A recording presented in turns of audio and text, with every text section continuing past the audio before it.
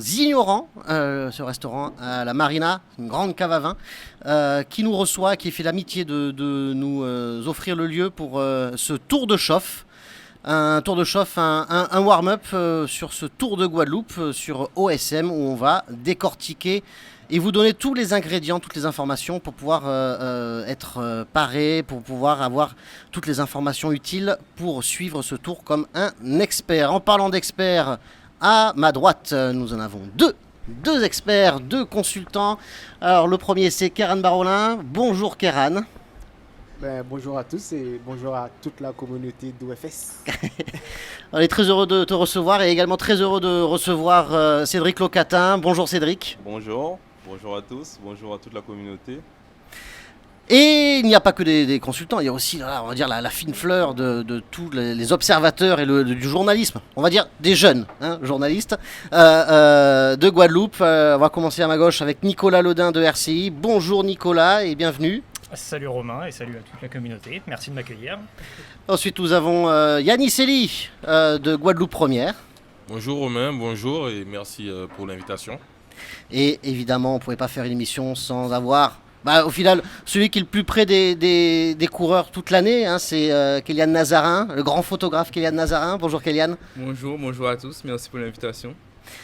Alors, on est parti là pour un peu plus d'une heure d'émission. On va pouvoir tout décortiquer et pour pouvoir commencer à décortiquer tout ça, on va parler du tracé parce que c'est ça pour le moment le plus important de pouvoir analyser étape par étape pour savoir où nous irons. Il me semble, je crois que nous avons une information de Monsieur Théobald, je crois, c'est ça ? Oui, et qui nous présente un petit peu le tracé. On va l'écouter et on revient après. Les nouveautés, cette année nous avons un grand départ dans le chef-lieu à Basse-Terre, un prologue de 3 km 200. Pas simple pour les coureurs parce qu'on est en faux plat montant. Donc cela va permettre bien sûr d'avoir un maillot jaune costaud. Et puis il va rester 9 jours où il va falloir gérer. On a une arrivée inédite aussi à l'habitué. Donc quasiment au niveau des chutes du Carbet, on n'ira pas au-delà. Mais l'idée c'est de montrer que la Guadeloupe a des atouts. Nous aurons une étape inédite avec le passage des Mamelles dans les deux versants pour allier Pointe-Noire avec un quartier inédit qu'on a découvert, Grenade. J'espère que ça ne va pas exploser, mais en tout cas, c'est des quartiers quand même riches. Il y a beaucoup de personnes qui y habitent. Et puis, nous avons valorisé quelques départs avec Route de Guadeloupe, leur siège. C'est des partenaires majeurs qui entretiennent les routes. Et puis le Memorial Act, qui est un édifice quand même qui est chargé d'histoire. Et puis la particularité de ce tour, je pense que c'est le plus long en termes de kilométrage, on sera à près de 1400 km. Donc ce sera en tout cas un beau vainqueur. On va commencer par ce tracé avec le prologue qui aura lieu vendredi.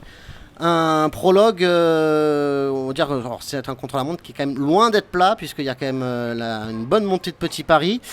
On va se tourner un petit peu vers nos deux consultants. Kéran, toi tu vas le monter puisque tu es inscrit.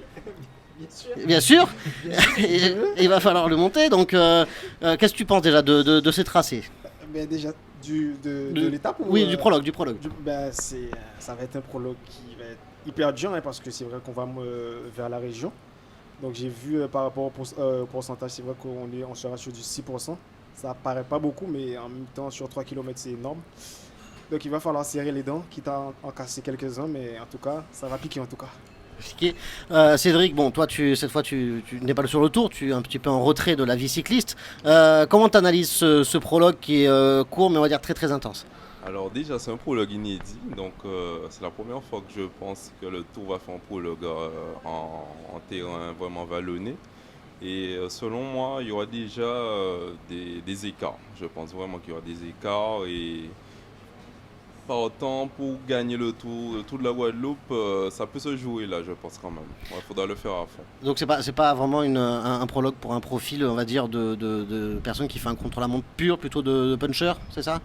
Oui, plus puncher, grimpeur, je pense. Ah oui. Puncher, grimpeur. Déjà, donc on verra les grimpeurs déjà qui vont se montrer. Voilà, exactement. Yanis, qu'est-ce que tu penses de ce prologue inédit ? Clairement, on verra les hommes forts dès ce jour-là parce qu'il est vraiment compliqué.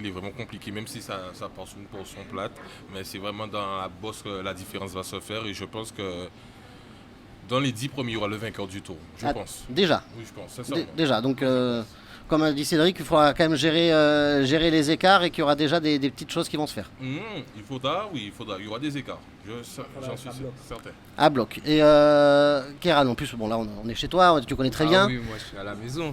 C'est vrai qu'on parle de Petit Paris, mais ça ne monte pas que depuis Petit Paris. C'est-à-dire que depuis qu'ils vont sortir dans la ville, ils vont tourner à gauche au niveau du tribunal. Tout sera dans la montée. Et même après, quand ils vont tourner à droite à la Ordenois, même si la Ordenois, c'est pas une montée, c'est un faux plat montant. En plus, par rapport aux autres années, là, ils ont rajouté 3 dodanes il n'y a pas longtemps. Donc c'est vrai que ça sera quelque chose. Et c'est clair, comme l'a dit Cédric, moi je pense que les meilleurs, ils seront devant. Et on va parler des équipes. Mais je pense qu'il y a une équipe là. Je pense qu'on va avoir, dans les 10 premiers, ils vont en avoir plusieurs. Mais c'est clair que ça sera un effort intense. Et qu'il ne faudra pas faire l'erreur de partir trop vite non plus. Trop fort. Parce que la montée de Petit Paris, c'est quelque chose quand même. C'est quelque chose. Nicolas. Je crois que tout a été à peu près dit, mais non, mais si je peux ajouter, c'est clair que ça paraît peu la distance qu'il y a sur ce prologue, mais ce qui est net, c'est que sur des montées comme ça, quelqu'un qui est très bon et en chrono et en grimpeur peut faire un vrai écart sur quelqu'un qui ne l'est pas ou quelqu'un qui veut gérer. Donc en fait, ceux qui sont prétendants à la victoire finale, ils doivent déjà sur ce prologue être à bloc et surtout pas faiblir. Donc je suis assez d'accord. Moi je pense que dès cette première étape, on va avoir une hiérarchie qui va se dessiner. Je suis pas sûr que le tour va se gagner là, mais en tout cas, sur les 20 premiers, on aura les prétendants à la victoire finale, ça c'est une certitude. Donc ça va être déjà, ne serait-ce que les stratégies vont devoir se mettre en place pour aussi la gestion de l'effort. Bon, ça déjà c'est le prologue, faut le passer, on aura déjà des indications, mais après il va y avoir, avant de rentrer sur les étapes un peu plus montagneuses, il y aura quand même, notamment le lendemain, je crois que c'est Gauzier, étape qui va faire tout le Grand Nord. Il va falloir gérer le vent. Il va falloir gérer surtout les équipes européennes, je pense, notamment, alors au hasard, il y a une spécialiste de la bordure, je crois que c'est Vendée. Voilà, donc il va falloir ça, mine de rien, ça va quand même être une étape un peu charnière aussi, dès le lendemain, Kéran.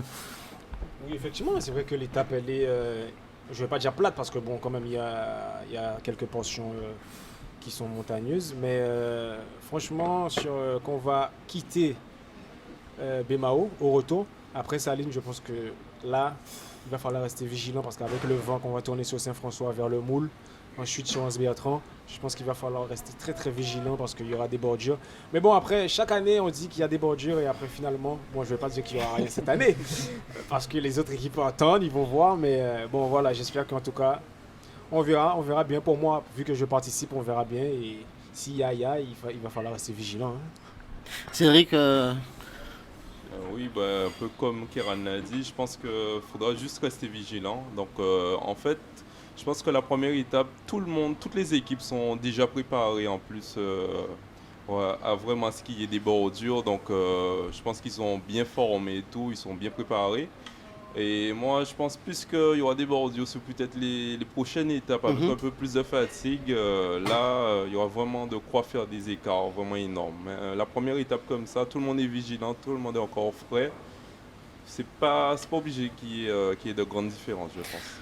Parce que c'est vrai qu'il y aura une autre étape qui va se jouer aussi, je crois que c'est Bémao Pointe-à-Pitre, qui va se jouer dans le nord. Messieurs, vous... les bordures au final, ça vous fait peur, ça vous fait pas peur? Moi personnellement, ça me fait pas peur, je suis pas sur le vélo. moi j'en attends, ça donne du spectacle. Et en plus, on n'en voit pas souvent dans nos courses locaux. Donc moi, s'il y en a, je suis preneur. Mais c'est vrai que nos coureurs locaux, il faudra qu'ils fassent attention, parce que les équipes invitées, on sait que eux, c'est leur dada. Ils en font souvent, donc il faudra être très attentif. Si vous avez quelque chose à rajouter sur ces étapes de plat? Non, moi je m'attends pas de Boruto. D'accord. Je m'attends à une arrivée au sprint. Mais c'est vrai que par contre l'étape qui arrive à Pointe-à-Pitre, je pense qu'elle fera plus de dégâts que celle-là. Celle-là, franchement, maintenant tout le monde l'attend, tout le monde se place. C'est rare qu'il y ait maintenant des écarts de 6-7 minutes comme il y a quelques années. Donc non, pas une grande attente sur cette étape-là. Ok. Je sais pas si les bordures vont fonctionner. Ce qui est sûr, c'est que la Vendée U va en tenter parce qu'on l'a vu l'an dernier, dès qu'il y avait l'opportunité, ils en tentaient. Ce qui est sûr, c'est qu'il peut y avoir des lâchers. Donc il y en a certains qui vont clairement perdre le tour ce jour-là. Je crois me souvenir quand même du tour que gagne Adrien Guillonnet, la première étape. Oui. D'ailleurs, Cédric, tu étais sur ce tour-là. Première étape, il y avait eu un coup. Il n'y avait pas forcément une bordure, mais il y avait un coup qui avait pris 3 minutes d'avance où ils étaient 25 à peu près devant. Ça peut aussi être quelque chose comme ça. C'était sur un peu un profil similaire. Bon, sachant qu'en plus, on parle de la Vendée U, mais les Belges aussi, peut-être qu'ils sont aussi ça, voilà. Si ça s'organise Canadiens bien aussi, devant, avec un effectivement. coup, peut-être que ça peut marcher et faire un écart de 3-4 minutes. Le tour ne sera pas gagné là, mais ça peut faire une différence aussi, quoi. Ok, bonne différence. On va juste très rapidement parler de cette étape de dimanche. On parle de l'arrivée à l'habitué, mais au final, c'est une étape relativement plate. Il y a juste une dernière bosse en fait à l'habitué. C'est bouillant dimanche. C'est quand, lundi alors? Mardi. L'étape du coup de mardi, au final, où on arrive à l'habitué, bon, ça va être raide, mais en fait, sinon, c'est assez plat. Il faudra juste emmener quelque part, je dirais, son leader au pied de la bosse.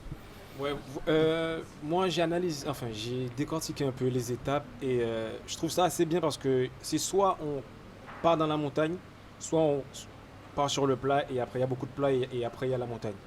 Mais en tout cas, c'est pas vraiment, à part l'étape où on monte 2 fois les mamelles, jeudi, là ça va être On y une étape vraiment montagneuse. Mais sinon en général pour le tour, c'est soit il y a beaucoup de plats avant la montagne, soit il y a la montagne avant et après il y a beaucoup de plats. Donc je pense qu'on peut s'en sortir, les équipes locaux en tout cas. Et après, il y en aura toujours quelques mecs des équipes invitées qui sont avec nous. Pas spécialement peut-être à l'avant. Non, en général, quand ils sont là, ça roule toujours. Ça roule toujours. Donc que tu sois derrière ou devant, ils gèrent. Ils gèrent. Ok. Oui, concernant cette étape-là, je pense que toutes les équipes vont rouler pour amener leur leader vraiment au pied de l'habitué. Et après, les meilleurs vont se jouer la gagne, je pense. Mais je m'attends à plus de spectacles sur les courses plus dures, qui était peut-être l'étape de la veille de la fin du tour. Là, vraiment, ça va être plus lourd. Celle-là, on va y venir, oui. Oui, et l'étape aussi qui fait 2 fois les mamelles. On y vient à mon aussi. avis, il y aura du spectacle. Oui, enfin, à moins que vous ayez quelque chose à rajouter Parce sur que l'habitué. même dimanche quand même, ça fait saler Sapoti, Vieux-Fort. C'est-à-dire que si tu as un groupe d'hommes forts qui part à saler Sapoti, une fois que tu les perds de vue, c'est pas à Vieux-Fort que tu les reverras, parce qu'à Vieux-Fort, ça monte, ça descend. Et après, une fois que tu passes Bastère et Baïf, Mabouya. Donc je pense que même dimanche, je m'attends même à plus de spectacles dimanche que mardi. Parce qu'il y a un peu plus de... Moi, j'ai l'impression de ce qu'on a vu sur les dernières années du Tour que de toute façon, c'est pas lisible comme un Tour de France peut l'être où il y a des équipes d'hommes forts qui contrôlent la course, etc. Et c'est difficile de prévoir quand est-ce que ça va partir, quand est-ce que ça va casser, etc. De toute façon, les hommes forts vont devoir être forts. On va assez rapidement, je pense, réussir à deviner qui sont les prétendants, notamment dans les équipes invitées à la victoire finale. Et je suis assez d'accord sur l'étape de dimanche. Je sais pas où ça va partir. Ça peut partir des Salés, ça peut des fois partir dans une descente. C'est difficilement lisible le Tour de la Guadeloupe. Mais il y a, la Guadeloupe est imprévisible, mais il y a un moment. Ouais, voilà, en plus, donc c'est loin. Et il y a donc voilà. Le Tour de la Guadeloupe, il se gagne, il se perd un peu n'importe où. Ce qui est sûr, c'est qu'il faut être ultra vigilant. Les tactiques d'équipe, elles fonctionnent à minima, très rapidement quand le terrain se complique, c'est finalement les plus forts qui doivent être les plus forts. Et voilà, donc c'est compliqué de dire exactement ce qui peut se passer, etc. Je suis pas sûr que l'étape de l'habitué, elle se jouera à l'habitué ou dans la montée de l'habitué. Il y aura probablement un coup de vent. L'an dernier, on l'a vu, Benjamin Leny gagne le Tour en étant audacieux. Donc c'est un tour qui séduit, enfin qui réussit aux audacieux. Donc voilà, faut tenter des coups, faut essayer, et c'est comme ça que ça marche. Donc si je résume ta pensée, Nicolas, il ne faut pas écouter le directeur sportif, j'ai bien compris. Ok. Parlons de cette étape dont tout le monde parle évidemment, 2 fois les mamelles, la 6e étape c'est jeudi, c'est ça? Est-ce qu'elle est digeste au final déjà cette étape? Est-ce qu'elle va être digeste? Surtout après 6 jours de course, 7 jours de course. Selon moi, avec un départ à Petit-Bourg, c'est une étape. Bon, je ne veux pas mentir, j'ai déjà essayé à l'entraînement. Et c'est vrai que ça fait très mal. Ça fait très mal. Et en plus, après 5 jours de compétition, elle ne va pas être digeste du tout. Mais bon, je pense que bon, le peloton ne sera pas groupé, il y aura des échappées très tôt. Il y aura des échappées, donc ceux qui passent pas la montagne qui vont essayer de partir de bonne heure devant. Et après, bon, ça va se jouer à la pédale. Les meilleurs font la pause devant pour pouvoir prendre le maximum d'avance. Et le tour peut se gagner là, comme peut se perdre aussi là, je pense. Oui.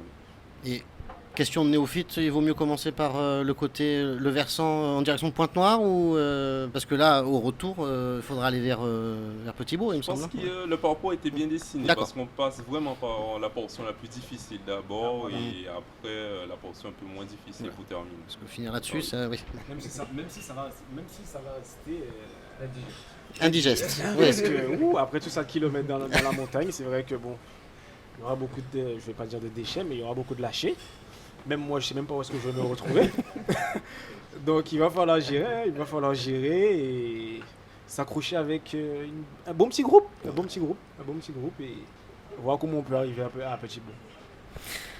Messieurs, cette étape, vous l'attendez? Ouais, moi je suis très content déjà. Alors je pense que Kéran ne sera pas d'accord avec moi, mais moi je suis très content que le tour ait tracé enfin les mamelles dans les deux sens. Parce que du coup ça va nous faire une vraie grosse étape de montagne. Je pense que le tour de l'an dernier était plus montagneux sur l'ensemble, mais là on a deux vraies étapes de montagne qui rendent ces deux étapes très sexy sur le papier. Et comme le disait Cédric, je suis d'accord sur le fait que en fait, la première montée côté Pointe-Noire, c'est clairement la plus dure. Autant de l'autre côté, c'est possible de s'accrocher, peut-être, de rester dans un groupe ou des choses comme ça. On l'a vu l'an dernier, l'étape des Mamelles où ils montent par Pointe-Noire, les favoris sont directs à 4-5 et il n'y a plus personne derrière. Enfin, il y avait un groupe devant. C'est vrai que ça avait explosé de partout. Voilà, ça a pété dans tous les sens et du coup, en fait, ça va dessiner très vite la course et ça va nous faire une étape hyper intéressante à suivre, très compliquée parce qu'il va y en avoir partout, mais hyper intéressante à suivre parce que dès le début, il va y avoir une sélection et je pense que ça va être sympa. C'est une étape où il faudra à peu près 153 motos, je pense, pour la Ouais, presse. c'est surtout qu'il y aura de la fatigue après mardi, parce qu'il ne faut pas oublier mercredi où il y a Maslas 4-5 fois. Ouais, 4 fois. Et quand ils commencent, ils vont directement à l'Ermitage. Ouais. Directement. Donc je pense qu'il y aura beaucoup de fatigue. Et je pense qu'il ne faut pas oublier la fin à Morphy. Quand ils vont rentrer dans Morphy, c'est un morceau. Et ils finissent à Grenade. C'est un chemin un peu en vieux béton, comme Vigo. Ouais, Voilà. Ouais, Grenade, c'est Marie-Galante, quoi. Donc je pense que ça va être vraiment. Et là, je pense qu'il y aura des écarts aussi. Ça va être du 1 par 1. Ah ouais, là, les écarts vont être monstrueux. Yanis, des écarts de 20 minutes, 30 minutes? Ah ben, plus, ça sera un vrai chantier.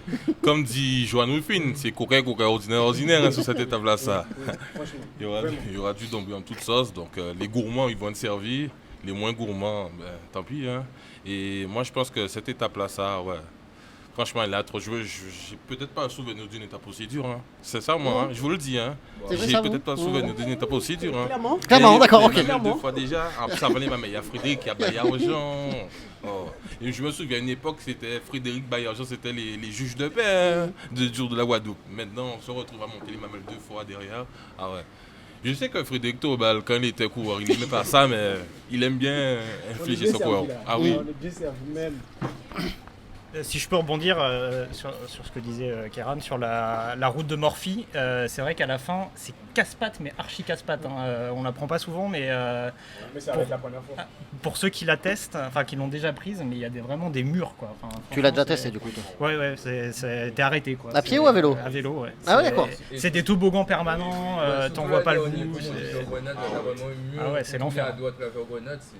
Après avoir fait tout le parcours déjà à la fin comme ça, pour moi c'est vraiment terrible quoi.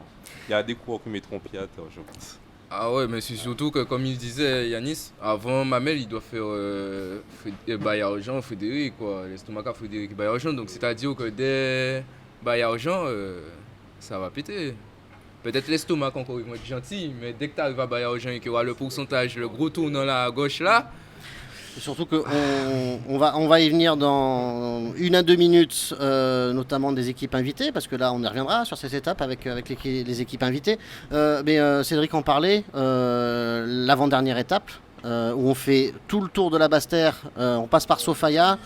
Est-ce que c'est pas trop pour le coup? Est-ce que c'est pas trop là quand même? Parce que franchement, Non, mais c'est vrai. Quand on a réfléchi, franchement. Moi, si c'est pour dire, s'il y a quelque chose de trop, ce sont les 2 étapes de montagne. Oui, bah oui. Non, mais voilà. Ouais, voilà. Parce que Mais celle-là. bon, après, ça reste le tour de la Guadeloupe. Il faut respecter un cahier des charges, il faut respecter. Non, Voilà. mais en plus, La dureté du samedi, temps, vous quand faites. même. Non, mais je regarde parce que j'avais pas vu ça. Vous Oui. faites ça, allez, vous faites les ermitages. On fait même pas passer par au vieux fort. C'est les ermitages. Ah ouais. Complet. On est complet. Ketchup, Voilà. maillot, piment. Ah, il y a tout. Oui. Donc, oui, bon, ça va être. Voilà, cette étape-là. Je pense. qu'il fasse chaud sur la côte sous le vent. Oui, mais après, il y a quand même une interrogation aussi, c'est le climat, parce qu'on va être fin septembre, il risque peut-être de pleuvoir, Il risque même peut-être d'avoir des étapes annulées. Hein. aussi. Aïe. On aurait dit que tu souhaites ça. Bonne fois.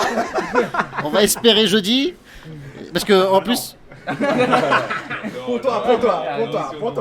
on va faire le débat à la fin, mais cette étape-là, oui, effectivement, va quand même. Déjà, on va voir combien il reste de coureurs, parce que ça va être.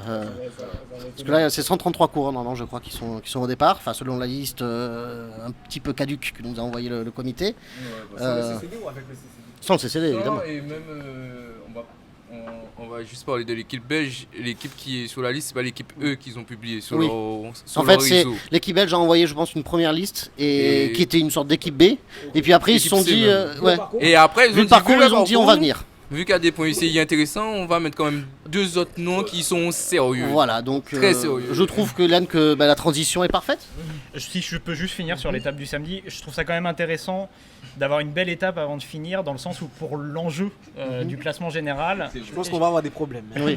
jusqu'à la veille, on va avoir une étape intéressante, quoi. Où, même si on sait que, on l'a vu l'an dernier, le dimanche, il peut aussi le classement général peut aussi se jouer. Oui, il peut encore changer, mais, Mais- certains disent que effectivement, on connaîtra le vainqueur du tour après cette, Ouais, après enfin, cette on avait dit étape-là. ça l'an dernier Voilà. après le mur de Saint-Claude et finalement Benjamin Leni a failli perdre le maillot jaune à la BMAO. Donc, bon. Yanis, non Non, c'était pour dire que je le rejoins parce qu'on retire le contre-la-montre 5 de la veille, vaut une étape de montagne quand même pour voilà, forcer la décision, oui. Je suis d'accord là. D'accord. Bon. Et juste pour finir sur le parcours, on a parlé des étapes montagneuses, mais on va parler quand même lundi, parce que lundi, ils font le nord et ils rentrent dans les grands fonds pour arriver à Pointe-à-Pitre, et ils arrivent en plus par Carac et tout. Pour moi, là, s'il y a des équipes qui ont des grimpeurs un peu moins forts que d'autres équipes, ils vont tenter quelque chose lundi. Après, vendredi, dimanche, on connaîtra vraiment, pour moi, les meilleurs en montagne. Donc ceux qui seront un peu en retrait, je pense que lundi, ils vont essayer de faire quelque chose. Parce qu'à partir du moment où ça va partir, tu n'auras plus de ligne droite pour voir ceux qui sont partis. Donc cette étape-là, par contre, s'il y a beaucoup qui part avec des coureurs qui roulent, là, par contre, l'étape à 6-7 minutes, je pense que c'est celle-là. Et on n'a pas parlé forcément du circuit des abîmes, mais Non, on sait que ouais, tous ouais. les ans il peut être. Et on sait que la Vendée le connaît bien parce qu'ils ont gagné avec Rapito là-bas. Ils avaient fait deuxième, je crois, en 2018 ou 2019 avec un coureur là-bas aussi. Donc, Mais on a fait une sélection parce qu'on n'a Oui, pas bien 3 heures, malheureusement. C'est parce que là, on va rentrer dans les équipes invitées. Oui, Boniface. Je vois des gens qui regardent un peu trop les matchs de Leverkusen. Les- Oui, alors Rapito, on en parle aussi. Je suis pas fort en montagne, j'en gagne 3. Voilà. Donc Rapito, il voulait revenir. Il avait appelé le comité pour revenir avec Dinan, l'équipe de Dinan. Malheureusement, était annoncé. L'équipe de Dinan était annoncée, malheureusement, elle n'est pas venue. Donc pas de Rapito. Bon, ben voilà. Ce sera une prochaine fois pour lui montrer quand même que il faut pas trop parler avant les équipes invitées. Qu'est-ce qu'on fait? On commence directement par le plat principal. Parlons espagnol. Oh, allez, on va parler espagnol. Parlons des Colombiens. On a fait un petit peu l'analyse de ces Colombiens. C'est pas Joe Clodo qui arrive, ça c'est sûr. Parce que on a celui qui est très connu, Peña. Estivian Peña, qui a fait quatrième au Tour de Colombie 2022. Ouais, et il fait troisième. Troisième cette Et année. il finit derrière Rodrigo Contreras, pour ceux qui connaissent, beau-frère de Pim Pim, qui a été professionnel à Astana. Et le deuxième, il a été professionnel à Education First. Et malheureusement, ce que je sens, hein, Heureusement pour moi, Oui. pour nous. malheureusement, je sens que c'est pas le meilleur coureur de l'équipe.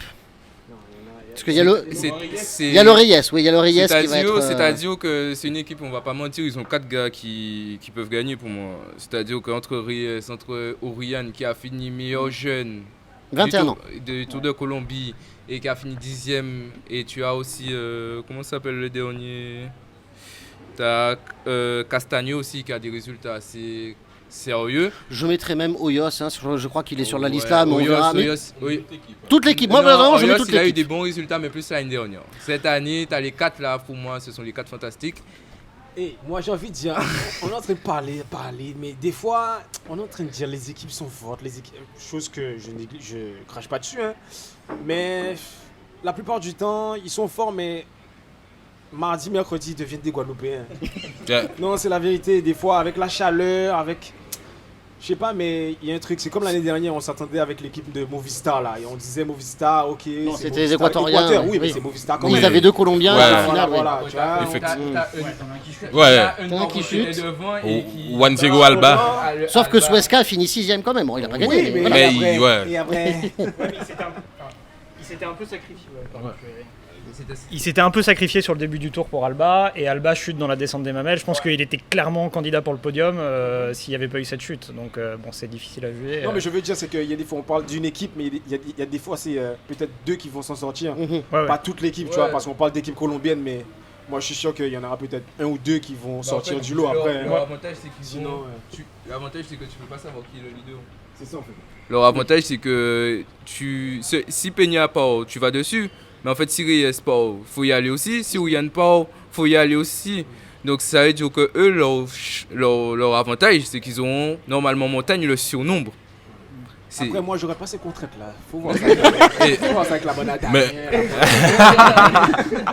Pour rejoindre Kéran aussi, c'est vrai qu'ils ont des résultats pro bons sur le Tour de Colombie, mais ils en font leur objectif. Le Tour de Guadeloupe, peut-être qu'ils ne sont pas à leur pic de forme sur le Tour de la Guadeloupe, donc c'est vrai que ça dépend énormément de choses. Donc pour moi, forcément, il y aura un coureur colombien qui visera la victoire, mais pour moi, c'est pas toute l'équipe qui pourra gagner. Ils sont pas si forts que ça, Cédric. Non. Moi, j'attends quand même de voir. Comme Kéran l'a dit, des fois on a des noms, voilà, on nous dit oui, un tel est fort, un tel est fort. En fait, qu'il faut savoir que, bon, déjà, ça coûte différemment en Guadeloupe. Et bon, là, on a un climat particulier, on a un terrain particulier aussi. Donc, je pense que la connaissance du terrain, bon, tu as un avantage quand tu connais le terrain. Après, il y a le niveau de forme aussi de tout un chacun, désolé, Kylian. Kylian l'a dit. Voilà, on ne sait pas qui est le leader, donc voilà, ils peuvent jouer sur plusieurs tableaux. Mais à mon avis, quand même, je pense qu'ils auront quand même 2 coureurs costauds quand même dans l'équipe pour jouer les premiers rôles au classement général. Si je peux, juste, ce qui est difficilement lisible, effectivement, c'est que c'est des coureurs. En tout cas, Peña, on a vu ses résultats de cette année, mais finalement, on le connaît pas plus que ça. On le voit des résultats sur le papier.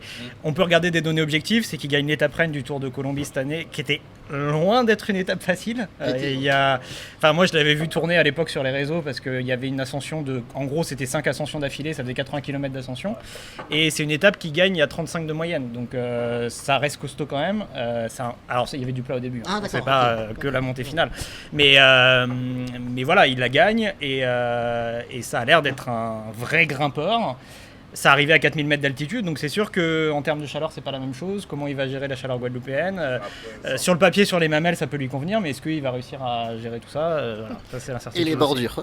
Après, comme disait Romain, on est en fin août. Donc après, déjà, il fera un peu moins chaud. Et à tout moment, comme par hasard, l'étape de jeudi, il pleut. Et s'il pleut, s'il pleut, il y a du brouillard aux mamelles, ils sont comme à la maison. Donc on va espérer pour nos locaux qu'il fasse très chaud. Mais c'est vrai que le climat, déjà, on le sent, il fait un peu moins chaud déjà par rapport... par exemple, Marie-Galante de Monakéran, même Yannis y était là, Marie-Galante, c'était un fou. Hein. C'était un fou. Hein. Mais juste objectivement, enfin même subjectivement, ça, les Colombiens, une équipe colombienne, ça faisait un moment qu'on n'avait pas eu. Ça vous fait plaisir, vous, d'avoir une équipe colombienne qui revienne? Oui, moi oui, les coureurs colombiens, ça fait partie de l'histoire du Tour de la Guadeloupe, hein, des années 80. C'était eux les principaux adversaires. Maintenant, il y a les équipes européennes, les équipes hexagonaux, mais les Colombiens, ils ont marqué l'histoire. On a vu. Moi, j'ai pas vécu, mais on m'a raconté Jens Voigt qui tient tête aux Colombiens. Qu'on me raconte ça, moi j'ai des étoiles dans les yeux et tout, donc ça fait partie de notre histoire. Et il faut pas les retirer. Hein. Vous, c'est... Oui, je pense qu'il y a beaucoup de Colombiens qui ont côtoyé, notamment des clubs en Guadeloupe, et ils sont très appréciés en Guadeloupe. et ils font le spectacle. Donc les Guadeloupéens aiment le vélo, aiment le spectacle. Donc c'est avec honneur qu'on les accueille chaque année. Si on pouvait les avoir chaque année, ça serait super. Là, voilà. C'est enregistré, hein, c'est bon? Le message peut être annoncé? Ok. On les aime bien quand ils sont dans les équipes locales et c'est les grands ennemis quand ils viennent dans les équipes. Tu sais, ça, t'as l'impression que c'est le côté obscur de la force et il y a des moments où ça passe du bon côté. Mais moi, je suis content qu'ils soient là. Après, j'espère. Effectivement, c'est l'incertitude. On verra sur les premières étapes comment ils se comportent, etc. Mais j'espère juste qu'ils vont pas tuer le tour, quoi. S'il y en a 3 qui sont tellement au-dessus du lot qu'il n'y a pas de compétition, C'est possible. ça va être embêtant. Mais voilà. Sinon, voilà, on est toujours content de voir des beaux et bons coureurs. Donc sur le papier, c'est très intéressant. En parlant de beaux et bons coureurs, on va parler de Sam Maisonneuve, 20 ans. Il est de la Vendée et selon ce qui est annoncé, donc, on va quand même raison garder. Il ne faut pas non plus tout de suite se dire que ça va être le leader. Enfin, il l'a annoncé comme le leader. Le petit jeune de la Vendée U, il y a 2 ans, je crois qu'il était dans un petit club. Il était repéré. Il est arrivé à la intersaison au Vendée U. Et semblerait-il qu'il a déjà signé à Cofidis. Donc, C'est ce que Thierry Bédard a annoncé sur les réseaux. donc on a voilà. Donc semblerait-il que ce soit entre guillemets lui le leader de la Vendée U cette année sur Je le Tour de pense moi Guadeloupe. que la Vendée U vient pour gagner, puisque l'année dernière, malheureusement, leur grimpeur Ubi n'a pas pu être là, puisqu'il était sur le Tour de l'Avenir. On avait senti quand même, par exemple, Hervé Arcade, ça l'avait un peu saoulé. Donc je pense que c'était cette année, il y a Steven Laurent qui revient, c'est sa 3e année, il connaît le parcours. Donc je pense que cette année, Maisonneuve, je pense que c'est vraiment le grimpeur, je pense qu'ils viennent pour gagner. Peut-être il est un peu moins fort quand il est comme bien dans la montagne, on n'en sait rien du tout. Mais c'est vrai que par contre, la Vendée U, ils connaissent le terrain, ils ont la chance de connaître le terrain. Et c'est clair, comme l'a dit Kiran, depuis qu'il y aura du vent avantageux, bordure, Nord-Grande-Terre, ils vont la faire. Ils vont la tenter, ça c'est sûr. Ah ouais, il va pas de temps. Un mot sur la Vendée U, Yanis? Maisonneuve, je crois qu'il faisait du triathlon avant. Il fait du vélo sur route depuis 2023, hein, à ce qui paraît. C'est un profil qui commence à se faire de plus en plus Ouais. dans le vélo, des gens qui passent tout de suite au vélo alors qu'ils ont fait du triathlon, tout ça avant, donc Mais voilà, le cyclocross et tout. Donc, Il a quand même remporté, je crois, la 3e étape du Tour de l'Isère. Et c'était une étape qui montait le porté d'Aspect. Le porté d'Aspect, c'est costaud quand même. Donc je pense qu'il a vraiment beaucoup de qualité.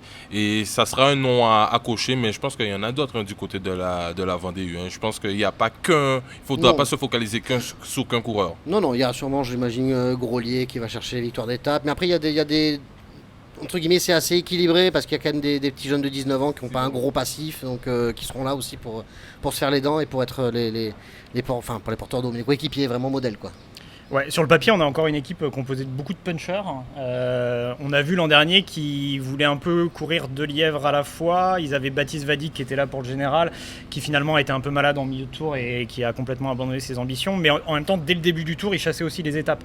En fait, dès les premiers jours, on va voir ce qu'ils veulent aussi. Parce que si on les voit chasser à fond les étapes comme l'an dernier, ça veut peut-être dire qu'ils n'ont pas un leader qui est forcément taillé pour gagner le tour. Je ne sais pas trop. On sait que c'est quand même compliqué à la fois de faire une stratégie comme l'an dernier avec des Boniface ou des Hopkins qui allaient gagner des étapes et en même temps d'avoir un leader fort parce que tu t'uses aussi sur des étapes entre guillemets de transition. Donc à voir avec quelles ambitions ils arrivent. Mais c'est sûr que Maisonneuve sur le papier, ça a l'air assez sympathique.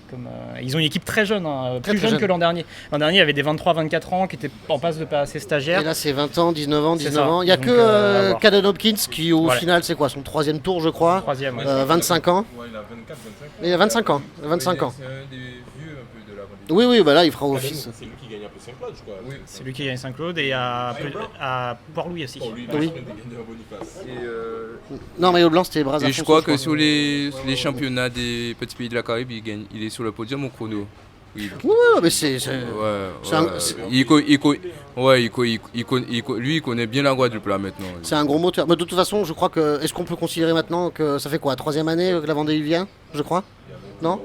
2e, 3e année? Ils étaient venus en 2021 et ils sont venus les 2 dernières années. Donc, l'année dernière. donc c'est cette trop année. tôt pour les considérer comme une équipe locale encore. C'est évident. Mais Hopkins, soit dit en passant, Hopkins peut être un candidat pour le prologue. Parce qu'il est très bon en chrono et ça monte et ça peut bien lui plaire.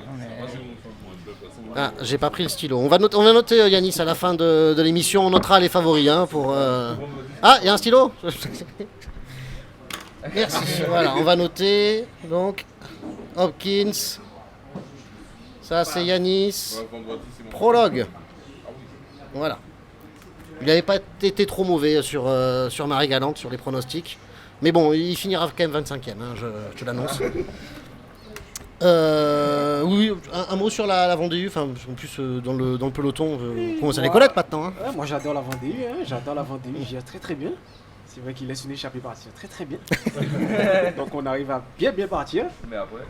Ah bon, après des fois, ça dépend de la topographie, il ramène, mais en général, non, ça va, il te laisse y aller. Donc, Ils sont pas embêtants là-dessus. Non, ils sont pas embêtants, j'adore, moi j'adore. Venez les mecs, on vous attend.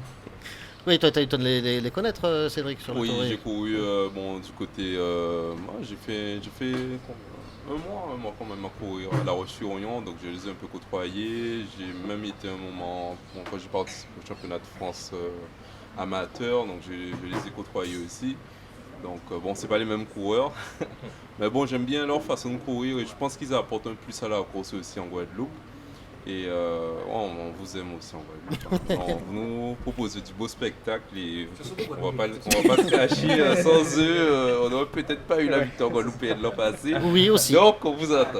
Mais il y a beaucoup de facteurs. Hein. Il y a eu Vendée U, il y a eu aussi, du coup, fatalement, la victoire aussi de l'automne. Enfin, voilà, il y a eu plein de choses. Des fois, les planètes s'alignent comme il faut. Tant mieux. Parlons aussi d'un gros morceau là, qui arrive, ce sont les Belges. Les Belges qui font leur 3e tour consécutif sous un 3e nom différent. Preuve de stabilité. Et d'ailleurs, ces Belges-là vont être... ils ont fusionné pour une équipe pro, je crois. Hein. Et cette équipe-là a dans son effectif Gwen Leclinch, qui avait gagné ici. Alexandre Kess, qui a gagné l'an dernier à Karata.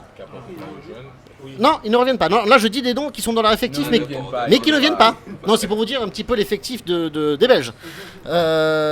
Donc, c'est quand même les deux noms les plus connus. Mais là, il y avait Saint-Troné. Et Saint-Troné qui est parti aussi. Le sympathique Saint-Troné, lui, très, très sympathique. Qui a fait 3e du tour. Oui, il avait gagné la dernière étape. Il avait gagné à Chari Ouais, parce que en 2022. Pour reprendre un peu, Ouais. donc l'équipe belge c'est Philippe Wagner Bazin, l'an dernier c'était matérielvélo.com et il y a 2 ans c'était Geoffco Dolcini matérielvélo.com parce qu'ils étaient déjà là. Donc on change un petit peu de nom à chaque fois. Mais là, autant vous dire quand même que du coup ils ont quand même une belle équipe. Alors c'est pas ce qui est annoncé du coup sur la liste qui peut être diffusée pour le moment. Il y a notamment des gros noms comme Quentin Béza qui a fait quand même une très belle saison. Il y a aussi Thomas Deveau, on va dire que c'est le profil plutôt grimpeur de cette équipe belge. Et Kélian, je sais que tu as une grande mémoire, si j'en oublie, des joueurs à surveiller, oui. Pour moi, le meilleur grimpeur ne vient pas comme si Alexis Guérin. Ah, Alexis Guérin. Alors Lui, Alexis il vient Guérin, pas. oui, parce qu'il était sur le Tour d'Alsace. Et au Tour d'Alsace, ils ont juste aussi, il a 32 une étape à l'arrivée à la planche des belles filles, je crois. Ouais, lui en fait, petite montée. et tu vois que dans le top 10, quand tu regardes le top 10 qu'il fait, tu vois qu'il y a des gars comme Valentin Madouas. Et c'est des pros en fait qui sont avec lui. Donc ouais, donc lui. Lui par contre il vient pas, mais c'est vrai que Thomas Deveau il a le profil grimpeur et Quentin Béza il a le profil un peu rapido, Boniface qui gagne 3-4 étapes. Donc, passe ça, partout. Oui, très c'est assez complet. Très complet. Pour moi, c'est quand même les 2 gars là vraiment à surveiller, mais ils ont quand même une équipe assez complète et en tout cas, je pense quand même qu'ils ont de quoi faire pour la victoire finale, ces Belges-là. Et est-ce qu'ils jouent vraiment le général? Parce que, Alors, officiellement, dans l'information, du coup, dans les France Antilles qui sont sortis, ils ont annoncé qu'ils visaient les victoires d'étape, on verra, voilà. Moi j'apprécie par contre, le seul qui a dit vraiment je compte marquer le tour de mon empreinte, c'est Maisonneuve de Vendée U. Il a annoncé, moi je veux marquer le tour de mon empreinte. Voilà, il a annoncé. C'est courageux de le dire. C'est courageux, c'est 20 ans. Hein. Peut-être inconscient. Oui, sûrement inconscient, mais 20 ans. Oui, tout à fait. Donc il sait pas, mais il a raison. Oui. Ah, voilà.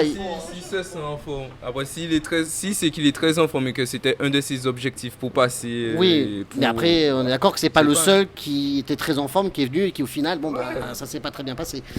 Mais moi je dis, quand tu viens sur le Tour de la Guadeloupe, vaut mieux pas le dire.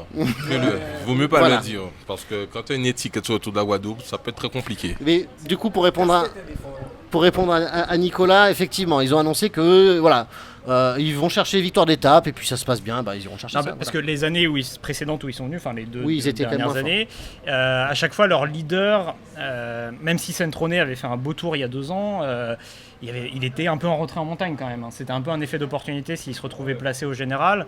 On sentait qu'il était un peu limité en montagne. Et l'an dernier, Kess gagne une super belle étape à Karata, mais les jours d'après, il était rincé. Donc c'est quand même des coureurs qui sont plutôt habitués à courir par 5-10 degrés que par 35 degrés. Ça quoi. c'est vu, il Donc, était tout rouge en plus le blond là. Oui. Je doute pas de leur capacité à gagner des étapes, à avoir des qualités de baroudeur et de puncher, mais de là à gagner le tour, je sais pas s'il y a forcément les. Enfin, en tout cas, les dernières années, ça n'a pas été le cas. Quoi. Moi, je dis, vaut mieux attendre, arriver, prendre la température et après, mardi, mercredi, parler. Mais parler comme ça, dès le début. Oh, ok. Déjà, on va attendre qu'ils arrivent à l'aéroport. Je sais pas, voilà. Je suis en train de dire que ça sert à rien ce qu'on fait là depuis le début. Oui. J'ai pas dit ça. Très bien. Bon, du coup, combien de temps il nous reste C'est ce que tu dis pendant le direct. Bien sûr. Ah, y a pas de souci. Combien de temps il nous reste On est bien. On est bien. Bien, on est sur le timing. Bon. On peut On va parler juste dans le dossier quand même. Le dossier quoi? le dossier. Parlons des Canadiens vite fait. Avant de go le dossier. On va. parler des Canadiens. Parlons des équipes invitées. Alors, parlons. Tu permets, Kéran, on finit sur les équipes tranquillement. Parlons de la Martinique. Hein Alors, il y a beaucoup de choses effectivement. Donc, déjà, parlons des Canadiens aussi effectivement. Les Canadiens, on les voit comme des spécialistes du plat. Voilà. Malheureusement pour eux, leur meilleur coureur n'est pas là. C'est Jonas Walton qui fait actuellement le Tour de l'Avenir. Donc, Foutu tour de l'avenir. Hein. Ah ouais, mais chaque année, il nous retire des coureurs. Après, là, celui qui apparemment passerait mieux les montagnes, c'est Florent Huby. Non.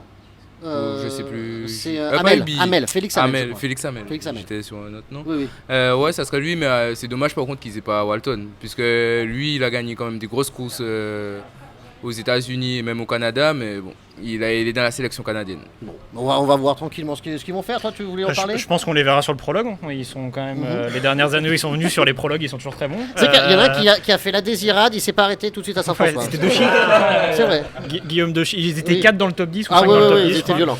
Donc on les verra sur le prologue. Mais après, on a toujours eu quand même, quand ils sont venus la dernière fois, il y avait Plamondon qui était pas mauvais non plus. Donc je pense quand même qu'ils viennent avec forcément un coureur qui est capable de jouer le général. Ouais. Non, je pense qu'ils viennent pas là pour dire bonjour. Quoi. Non. Non, voilà, c'est ça. Non, c'est ce Je peux le que. dire dans le micro. Ouais, Je ce suis sont venu pas, beaucoup ce de- sont pas nos amis allemands qui viennent chaque année, et voilà quoi. Non, Guillaume Dechy, il a rappelé, Guillaume Dechy s'était payé le luxe quand même de battre Brunel, hein, qui était favori de tous. Hein. Donc ouais, c'est vrai que les Canadiens seront assouvés vendredi. Et on va parler de la Martinique aussi. Oui, on va en parler.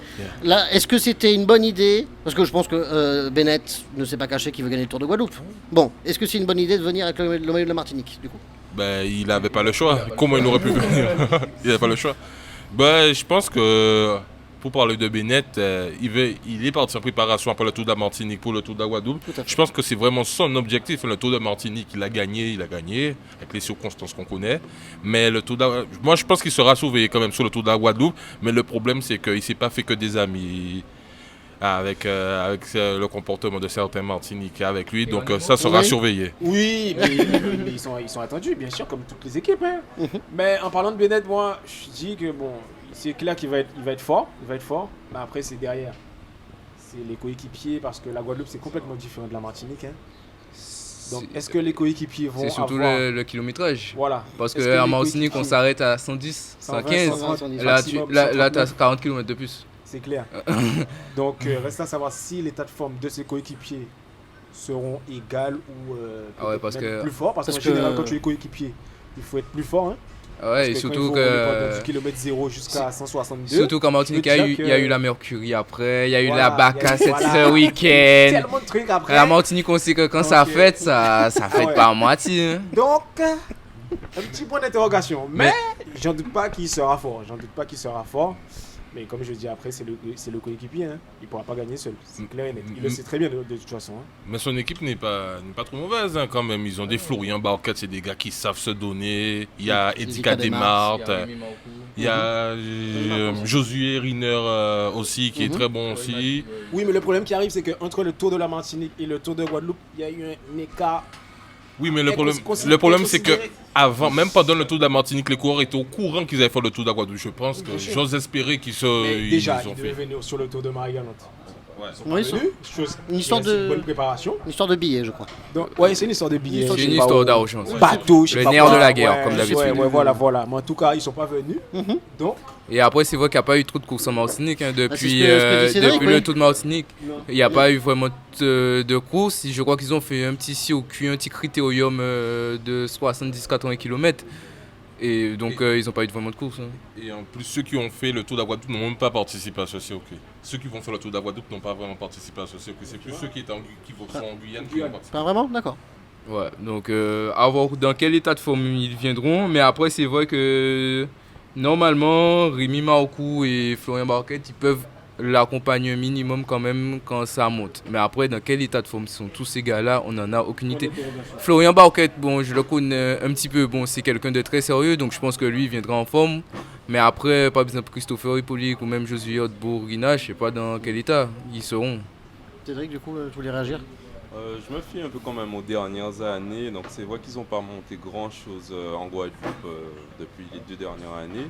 Bon, mis à part quand même, je me rappelle, un top 10 de Axel Carnier. Oui, Axel Carnier, oui, Ouais, qui a il y a fini Axel 7ème, je Carnier. crois. Bon, c'est vrai qu'après le Tour de la Martinique, dans mon analyse, j'ai vu il n'y a pas eu beaucoup de compétition pour le repart. Après, bon, le Tour de la Guadeloupe, quand même, c'est une grosse compétition, une classe 2.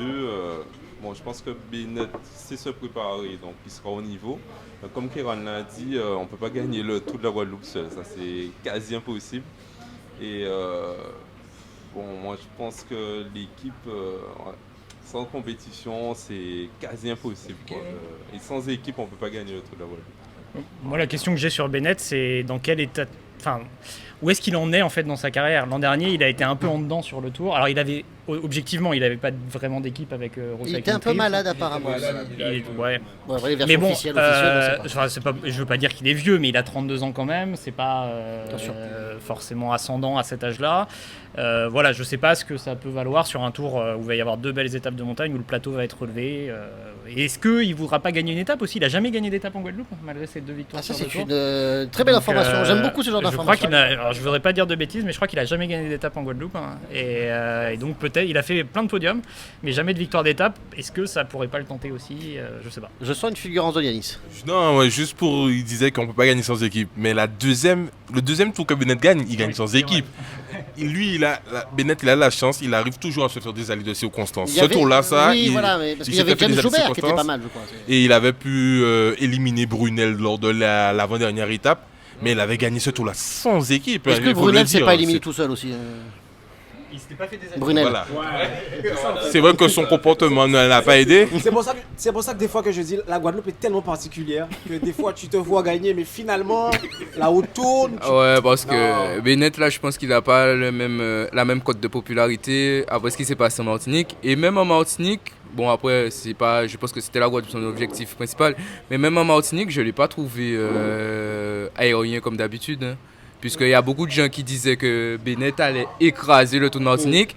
Et on sait très bien que s'il n'y a pas certaines circonstances, voilà quoi. Mais c'est vrai que dans la montagne en Martinique, il n'était pas aussi volant qu'en 2021 ou 2022. Hein. C'est vrai qu'il volait. Hein, C'est Bennett, forcément. Moi, je pense qu'il va venir avec de fortes ambitions. Et il sera surveillé. En Martinique, il était très bon. Si tu gagnes en Martinique, c'était très bon. L'avant-dernier jour, il met quand même 40 secondes à tout le monde dans le dernier chrono. Donc, et je pense que c'était même pas l'objectif de sa saison de Tour de Martinique. Parce qu'il n'a qu'une obsession depuis son dernier tour, on va dire un peu loupé, c'est de gagner son 3e Tour de la Guadeloupe. Il le dit haut et fort. Donc, je pense qu'il s'est préparé en conséquence et son pic de forme arrive sur ce Tour de la Guadeloupe. À la base, il voulait courir ici. Il c'est était allé vrai. en Martinique parce qu'il y Par avait, il y avait eu machin. Mais normalement, lui, à la base même, il voulait courir, il voulait faire toute la saison ici pour cet objectif-là. C'est vraiment l'objectif de sa saison. Hein. Donc je note qu'on lui souhaite du coup de gagner ce tour ou d'être deuxième, d'être bon. Voilà, d'être bon. De ne pas le perdre de 7 secondes. Voilà. T'es en train de souhaiter à un coureur de la sélection de Martinique de gagner le tour là, c'est ça Mais de toute façon, ça n'enregistre pas, on est en off là. Ah merde pardon. Donc, un petit mot, après on passe au peloton guadeloupéen, juste sur... alors c'est pas un ovni, mais c'est que cette équipe-là, moi, les Allemands, ça fait quoi, 6 ans, je crois, qu'ils viennent. Je pense qu'il a. Embrace the World. Ils sont sympas, hein. Ils sont très gentils, mais ça déconne jamais. Mais par exemple, t'as une équipe, t'as Duraka qui voulait venir. Oui. J'aurais préféré qu'on invite son équipe que cette équipe-là. En plus, je crois que Marcel Pechgueux a une maison à Saint-François parce qu'il vient chaque année. On ne voit pas non plus à chaque fois. À part Dombrovski, je crois que c'est la deuxième fois où ils étaient venus. Il y a eu Dombrovski. Il avait fait troisième du tour. Mais depuis, Mais ils avaient gagné une année aussi à Capester. Oui, à avec Capester. Keller, L'année- je crois. ouais. Qui est- La dernière étape, c'est ça, c'est quelle heure la dernière, voilà, la dernière étape. Gagarin gagne tout. Oui. Personne ne savait qu'il était devant. On était focalisé sur Diego Mila. Ouais, il y avait un duel. Enfin voilà, c'est pas en 5-6 ans, bon, c'est bien. Mais ils viennent, ils honorent leur En vrai, invitation. sur une arrivée au sprint, ils peuvent gagner Oui, une étape. tout à fait, Hein. tout à Franchement, on sait qu'ils ont des gros cuisses, enfin Parce des grosses que cuisses, donc il y a tout l'ancien- est possible. Mais... L'ancien de chez eux, la Keller, qui a eu le maillot jaune en Guyane là actuellement. Donc oui, non, c'est gros rouleur, c'est sûr. Mais bon, on s'attend pas non plus à ce qu'il y ait une grosse performance. Enfin, je sais pas, à moins qu'il. On verra bien. On verra bien, pardon. Il peut y avoir des surprises. On verra en fonction de ce qui se passe. pas trop. Ça veut dire que je peux miser Kiran Barolin vainqueur du tour de la Guadeloupe. Tout est possible. Très bien. J'aime entendre ça. J'aime entendre ça. Mettons 50. Non, on note aussi. Rien du tout. On va passer au peloton, à moins que vous vouliez parler de Charvieux-Chavagneux. On connaît pas Voilà, grand c'est monde, donc on Qui verra. remplace Dinan. Il n'y a pas beaucoup on connaît pas beaucoup leurs coureurs, donc on verra. On verra. Ça peut être une belle surprise ou sinon ils seront un peu comme Hexagone l'année dernière. On les verra pas trop quoi. Mais Hexagone on les a pas vus. Ils ont trusté les deuxièmes places. Ils ont fait 4 deuxièmes places. Dans 10 ans, vous vous rappelez des deuxièmes places? Non, mais.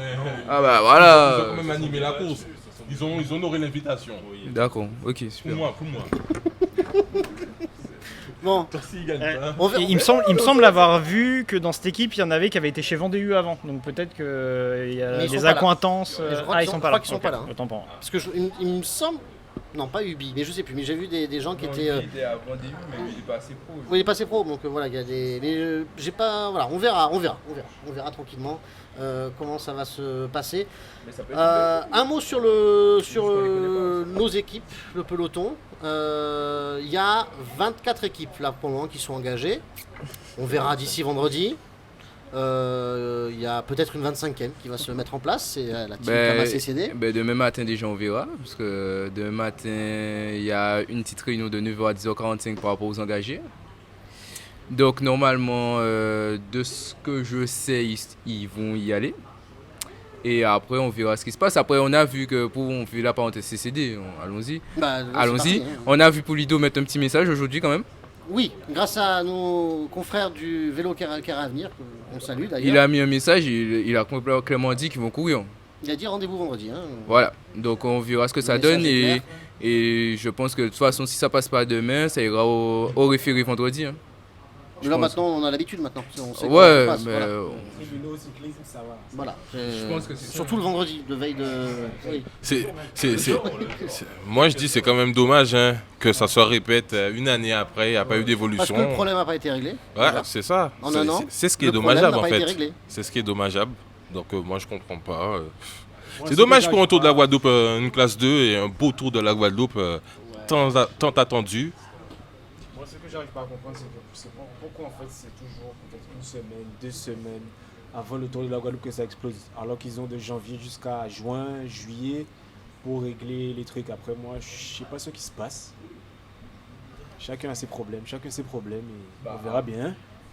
Après, ils ont quand même essayé de régler le problème puisqu'ils voulaient quand même que Baez fasse le tour de Marie-Galante. Oui. C'est en juillet. Ils ont été, Ouais, donc le ils CCD ont était dégoûté. toute la saison quand même, la volonté quand même de CCD, je crois que c'était que Baez fasse la saison ici.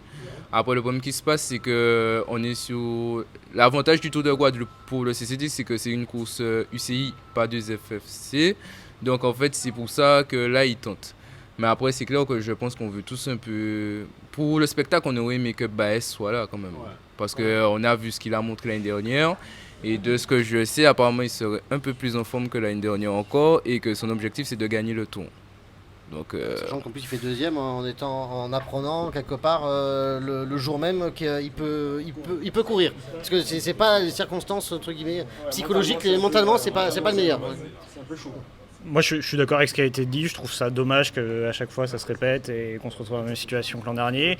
La jurisprudence semble donner raison au CCD. Enfin, l'an dernier, ça a fonctionné les derniers jours. Donc peut-être qu'ils sont un peu moins stressés que l'année dernière, dans le sens où voilà, ils ont obtenu gain de cause l'an dernier. Moi, je trouve ça dommage parce que d'un côté, il y a un coureur qui a marqué de son empreinte l'histoire du Tour de la Guadeloupe de manière indéniable. Et un tour sans Boris Carène, quoi qu'on en dise, c'est pas un tour normal. Enfin, en tout cas, tant qu'il est là, autant en profiter. De l'autre côté, je trouve qu'il y a un comité qui est ambitieux, qui essaie de faire de la nouveauté, de faire des choses bien. Je comprends qu'il y a un côté jusqu'au boutiste des deux côtés, mais il y a un moment où il faudrait qu'on arrive à apaiser tout ça et à réussir Et ce qui est à faire en dommage, sorte c'est que ça se passe bien. il y a quand même le CNOSF qui est là avec beaucoup d'avocats, enfin ils ont une batterie d'avocats, ils sont là pour concilier normalement toutes les affaires dans le sport. C'est quelque chose qui aurait pu être réglé aussi cette saison avec le CNOSF. ouais, en fait, c'est dommage en fait que là, c'est la semaine du tour et en fait, on parle que de ça. C'est-à-dire que là, en fait, demain, on attend la réunion avec le commissaire pour savoir qu'est-ce qui se passe. Et si ça passe pas, mais tant mieux, on aura éliminé ça et vendredi, on sera pleinement dans le tour. Si ça passe pas, jusqu'au départ du premier cours à 13h30, comme l'année dernière à Capestero, tout le monde attendra la décision du tribunal. Donc, T'imagines qu'elle était les tombée petits tard, gars, Les petits Pyramid. Rabineau. Ils savent même pas. Mais attends, ils savent même pas si. ouais, parce que si les deux, si Pulido et Baez peuvent courir, ils ont quand même une équipe. Bien sûr. Oui, Parce c'est que intéressant. la saison, j'ai vu Pyramid au conseil départemental à Vieux Habitants. Non, ils sont bons. Je peux te dire qu'il est en forme. Après, bon, il habite Saint-Claude, donc il monte tous les jours. Mais ils ont quand même une équipe. S'ils courent et que Baez et Pulido sont là, ils ont une équipe quand même assez. Une très belle équipe. Mais même Boris Carène qui est autour de Marie-Galante n'est pas ridicule alors qu'il revenait après sa grosse blessure, sa grave chute au contre-la-montre des championnats de la Guadeloupe. Il est parti en Colombie, je pense qu'il est encore en meilleure forme qu'à Marie-Galante. Donc c'est vrai que le CCD, s'ils sont là, en tout cas, il ne faudra pas les exclure parmi les équipes locaux. Les équipes locaux qui pourront faire la différence. Faut pas oublier que dans leur effectif, ils ont Baptiste Gaillard aussi, Ah oui, qui Baptiste. court en Oui. France. Donc, Par contre, c'est la possible. question, c'est qu'il a 18 ans, du coup. Non, c'est les premières années espoir là. Ah, ok. Et là, il est en Donc, première année U23. Donc, il peut aussi intégrer l'effectif. Et on se rappelle de sa montée des mamelles quand il était en junior à la SS. Oui, Gaillard, c'est très Ouais. costaud. Très, très Donc, costaud. s'il est là en plus aussi, avec toutes les courses qu'il s'est pris en France, je pense que ça peut être un élément supplémentaire positif pour l'équipe. Parlons, à moins que vous ayez quelque chose à rajouter sur l'équipe On va attendre qui le n'est pas niveau. encore là, on va attendre. On va attendre, je pense qu'on va encore. On aura l'occasion d'en parler. J'espère qu'ils seront là. J'espère. Je crois que tout le monde attend qu'ils soient là. Et surtout, comme tu dis, pour les jeunes, pour Alan, pour tout le monde, parce qu'ils ont couru toute l'année, ils ont fait des très belles courses.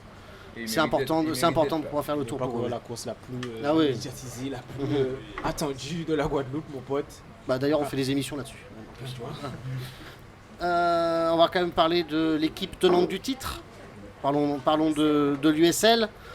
Belle équipe quand même cette année avec nous avons Lenny, nous avons Will, nous avons Moi, j'ai envie de te Chardon. dire franchement, c'est la meilleure équipe. En termes de cohésion, en termes de force, c'est la meilleure équipe locale. Après, il ne faut pas oublier, il ne faut pas enterrer la TMC qui sont là. Il y a, comme j'allais dire, il y a Nakona. il y a Winner, Il y a il y a Thaïlandais, Il y a Hervas qui semble se réveiller un petit peu. Hervas qui a gagné le week-end dernier. Il y a toujours Raphaël Lautonne. Oui. Il y a Sean Fock. T'as Sean Fock, dès que la TMC gagne, c'est que Sean Fock Et André est Lubin. très important. Et André Lubin aussi qui est là. Ouais. Qui Donc, attend il y a un petit peu. vraiment une équipe de rouleurs, grimpeurs, tout ce que tu veux. Ils sont complets. Ketchup, maillot, piment. Pour revenir. Par contre, tu me disais en off, c'est ça qu'il manque quand même Cédric, c'est ça dans cet effectif. Non mais pour revenir à l'USL, c'est clair que l'USL, ils ont fait forte impression autour de Marie-Galante. Après chaque étape, tu avais des coureurs qui essayaient de partir, ils disaient tous la même chose. Je me souviens comment il s'appelle, Delacroix de l'UVMG qui me disait à l'USL, ils sont trop forts, c'est impossible de partir. Damien, celle qui était très fort dans les ascensions, qui prenait 12 secondes au sommet, mais tout de suite après ça, le train de l'USL revenait. L'USL, ils ont fait forte impression. Et là, je suis curieux de savoir, est-ce qu'ils seront aussi comment dire ça, est-ce qu'ils vont peser autant sur la course avec les équipes invitées? Et là, franchement, pour moi, c'est un point de curiosité que j'aimerais voir là, en fait. Ouais, c'est clair qu'ils ont été à Marie-Galante, ils ont été impressionnants, c'est-à-dire qu'il n'y avait pas d'échappée. Ils ont décidé qu'ils mettaient un gros rythme, il n'y avait pas d'échappée. T'as Chardon qui est dans une forme incroyable, exceptionnelle. Bon, Will Dylan. Leader. C'est qui le leader? C'est Will. Oui, mais bon, on a quand même.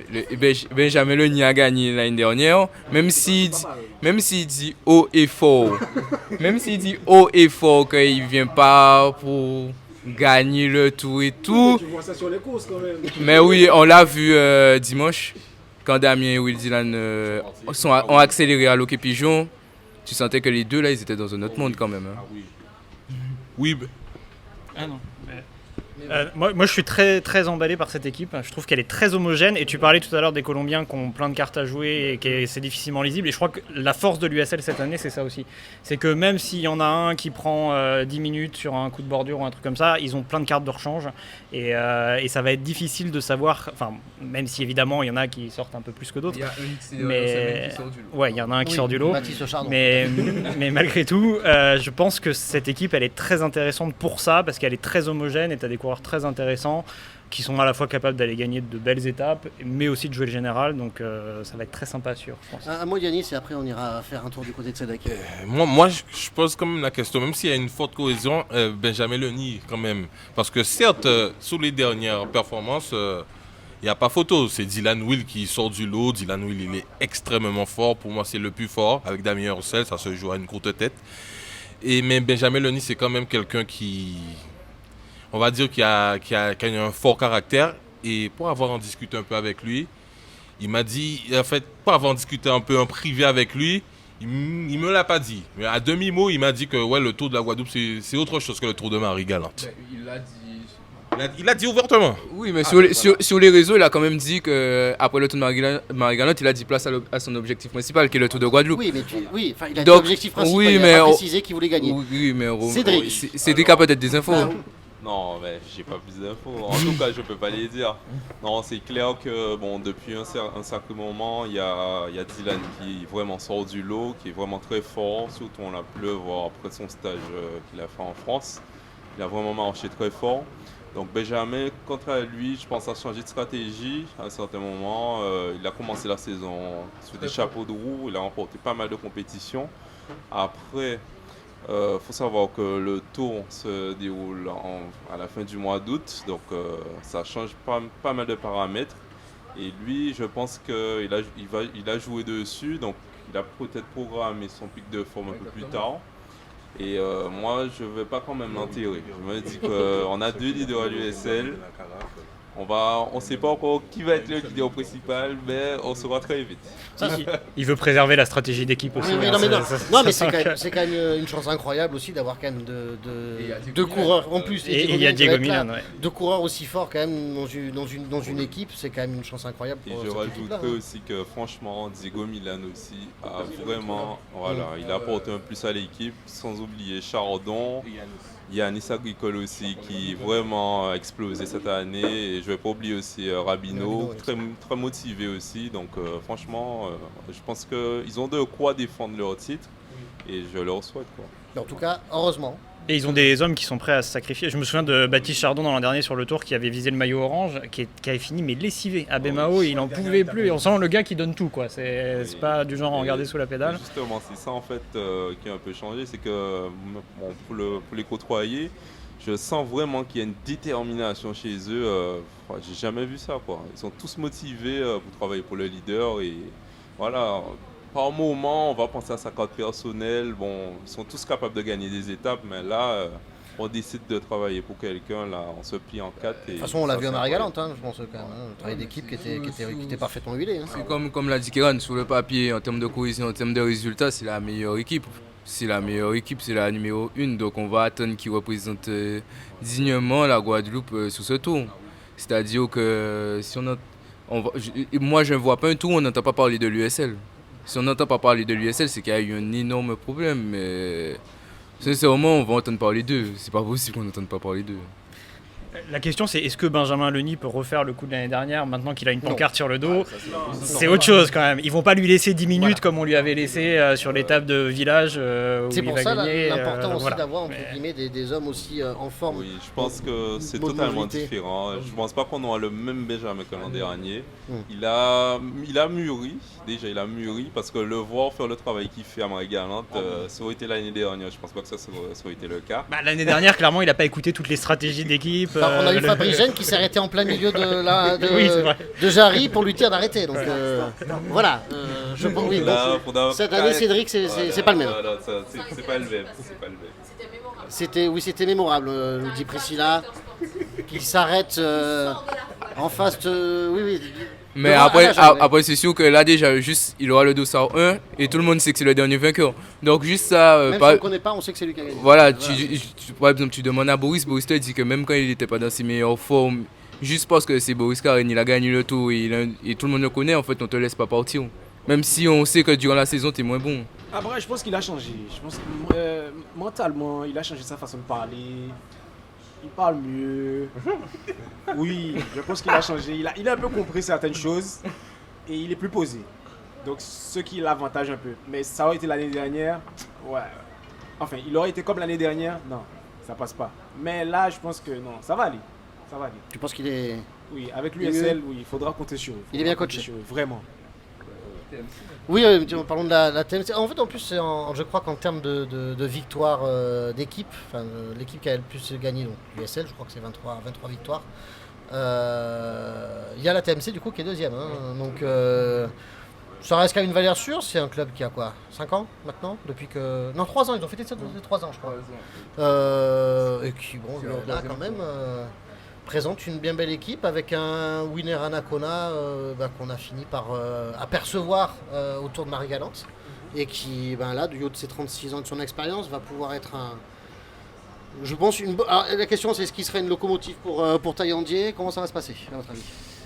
Je pense, winner Anacona à Marie-Galante, il a, sur le premier contre la montre, il a impressionné tout le monde. 48 de moyenne, tout le monde s'est dit, mon Dieu. Mais après, plus les jours passaient, plus il descendait. Et quand la route s'élevait, il n'était pas parmi les meilleurs. Je pense que Taillandier est meilleur grimpeur que lui. Winner Anacona, c'est un bon rouleur. Certes, il passe bien la montagne quand même. C'est un Colombien qui court avec Quintana et tout. Mais pour moi, je pense que dans la montagne, dans les forts pourcentages, Taillandier reste meilleur. Après, c'est l'état de forme de Taillandier. C'est quoi l'état de forme de Taillandier? Parce qu'en Martinique, il n'a pas été impressionnant. Je vais pas le défendre. Après Yannis, je te mens pas, Anacona, ça faisait un moment qu'il n'avait pas couru. Ouais, c'est ça aussi. Il n'avait pas de Je rythme. pense qu'il est venu en Il Guadeloupe, a appris, il est retourné en Colombie. J'ai regardé ses quelques données Strava, j'ai vu que sur des cols en Colombie, il devenait dans les meilleurs temps. Crois-moi, il sera pas pareil. Je pense pas que ça sera le même homme. Je pense pas. N'oublie, là, je pense que Taillandier sera une carte sérieuse pour la TMC. Mais je pense que ça sera quand même Anacona qui sera celui qui sera le plus protégé. Et je pense sincèrement qu'il n'aura pas la même forme qu'à Marie-Galante. Parce qu'on parlait il y a quand même eu un mois entre les deux tours. Ouais. Et je pense que lui, il a l'expérience professionnelle pour savoir à quel moment, qu'est-ce qu'il doit faire pour être en forme. Les gars savent se préparer. Se préparer là-bas. En Colombie, c'est tout autre chose. Donc, non. Moi, je dis, je compte sur lui. Oui. Compte sur lui. De toute façon, moi, je verrai ça de loin. Oui. Plus près que vous, mais après ça quand même. Non mais la question aussi c'est où on est réellement Taillandier parce qu'il sort de deux top 10 sur le tour de la Guadeloupe en montant en puissance parce que l'an dernier il fait 4ème. Il a pas, oui, sans équipe. Légitimement il peut prétendre à un statut de leader. C'est sûr qu'avec l'arrivée d'Anacona, ça complique un peu la chose. Mais est-ce que c'est pas aussi bien, comme on le disait pour l'USL, que d'avoir deux cartes fortes? S'il y en a un qui a un moment une défaillance, au moins t'en as deux. Est-ce que Taillandier n'a pas aussi appris? Ça fait un moment qu'il court chez nous quand même. Moi, je trouve qu'il a manqué peut-être d'audace sur les derniers tours, à vouloir jouer placé, rester dans les roues, etc. Peut-être que s'il tente des coups, on pourra avoir de belles surprises. Après, ça dépend du tempérament du coureur aussi. Hein. Oui, c'est vrai, parce qu'il a l'air. Il a raison, Nicolas, parce qu'on se souvient, Taillandier, l'étape où le Nid gagne, il était parti en échappée, il gagne devant Mathias Anel, mais dans le groupe des leaders, c'est Taillandier qui finit devant. Il lâche tout le monde dans la dernière ascension, les Baez, On va pas remettre en compagnie, il question le lâche fait tout que le ce soit monde. quand même un excellent grimpeur. Ouais, Donc, ça, c'est sûr, mais pour venir à Winner Anaconda, je suis d'accord avec toi. Mais Winner Anaconda, pour l'instant, c'est ça le problème. En Guadeloupe, il n'a pas encore montré sa supériorité. C'est ça le problème. Ça fait pas longtemps qu'il est là non plus. Je suis d'accord, Donc, Mais même les dernières années, il Voilà, a pas. c'est ça, en fait. Mais voilà, justement, les dernières années, il n'y a pas de résultat probant. Ouais, voilà. Il faisait du cyclo-crossfit. Mais après, Yanis, tu connaissais Baez? Baez. L'année dernière, est-ce que tu le connaissais? Mais non, mais. Voilà. Baez. Oui, mais je t'ai dit. Oui, je suis d'accord, mais je peux pas enterrer Anacona comme ça parce Non, que. mais je ne l'enterre pas, mais pour moi, pour l'instant, il m'a rien. Oui, mais j'ai envie de te dire que Baez nous avait rien montré et qu'on a. Voilà, il n'était pas là, mais on le connaissait pas. Donc tout le monde était là. Est-ce qu'il est vraiment bon? Est-ce qu'il est vraiment bon? Et puis quand il a monté son Uber Karate, on a dit ah ok. C'est pas n'importe qui. J'étais pas surpris. Dès qu'un coureur comme Boris Karen fait le nécessaire pour qu'il soit là, je savais que c'était un gros mordant. Moi, j'ai envie de te dire que j'avais Johan Wilfried. Et Max, un coup, en plus, je vais lui faire confiance. Depuis que Max Macombo donne sa confiance dans un coureur, je lui fais confiance. Je vais faire un petit rétro d'âge. Par contre, ça c'est vrai. Max Macombo, après le contre-la-montre de Marie Galante, il a dit que Marie Galante, le leader, c'est Taillandier, mais par contre, le tour de la Guadeloupe, c'est pour Winner Anaconda. Il a dit clairement. Par contre, ça c'est vrai. En tout cas, Yannis, je note, du coup, tu m'as convaincu que c'est Anacona qui remporte le prologue. Mais après, on parle de l'équipe en général, ils ont une sacrée belle équipe. Parce que ils ont une sacrée belle. Parce que déjà, Paul Hervas, moi, c'est aussi la question que je vais vous poser, parce que Paul Hervas, il a eu une saison un petit peu. À Marie-Galante, il était malade. En mi-temps. Il était malade, mais. de chute.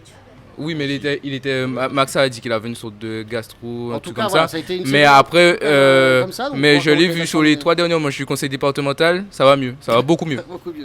Même dimanche dans la montagne, à Vieux Habitants, ça allait vraiment bien. Donc on pourra compter sur lui quand même. Oui. Et même Paul Hervas, c'est pas vraiment un grimpeur. Mais par contre, c'est pas du tout un grimpeur. en cas d'arrivée groupé au sprint, avec Paul Daumont, j'ai envie de voir ça avec les équipes invitées. J'ai envie de voir des emballages finales avec ces gars-là. Ça. C'est surtout qu'ils ont un beau train pour l'emmener. Parce que tu peux avoir Julien et t'as Raphaël avant et pour l'emmener. Voilà, c'est-à-dire que par contre, la TMC, s'il y a un trou à combler sur le plat, ils ont vraiment le monde pour combler. Même s'ils sont maillot jeunes, ils ont l'équipe pour contrôler. Il y a Julien, il y a l'automne, il y a. Ah ouais, franchement, les mecs, quand ça roule, ça roule. Hein. Je crois qu'on peut se réjouir quand même d'avoir deux belles équipes guadeloupéennes parce que il y a encore non mais en tout cas ces deux-là, l'USL et TMC, parce qu'on regarde 3-4 ans en arrière, on n'était pas du tout sûr, mais vraiment pas sûr qu'il y ait un Guadeloupéen qui gagne une étape sur le Tour. Là on a, et en plus c'est des équipes où certes il y a des étrangers, des Espagnols, des Français, des Colombiens, etc. Mais tu as plus de la moitié de l'équipe qui est composée de Guadeloupéens, donc ça aussi c'est un beau message et c'est très sympa d'avoir. Et on n'a même pas parlé de l'équipe de Damien Ancel, hein, parce qu'ils se sont renforcés. Hein.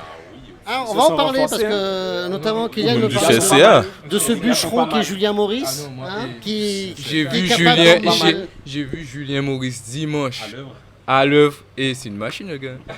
C'est une machine. Je peux te dire que apparemment c'est Ronnie c'est ce qu'ils avaient venir donc Ronnie je pense qu'il s'y connaît un petit peu bien. Surtout avec les jeunes qu'ils ont là. Et je peux te dire que même jeudi c'était Audric Blondin et Kylian Cécile qui faisaient le tempo. Ils ont très bien maîtrisé la course, c'est-à-dire que devant il y avait personne qui était un danger pour Damien. Damien dimanche jeudi il était en mode. Mais Julien Maurice il a fait. On est parti de Vieux Habitants, on est allé tourner à Bastère, à Baïf. Il a fait tout ça jusqu'à Pointe-Noire, et tout seul a mené le peloton. Hein. Et il n'y a eu aucun problème. Il sifflait, je crois, en plus. Et après, t'as Damien et Will Dylan qui ont commencé leur show à la sortie du bout de Pointe-Noire. Et alors, la question, entre guillemets, un peu piquante, la grande question de journaleux.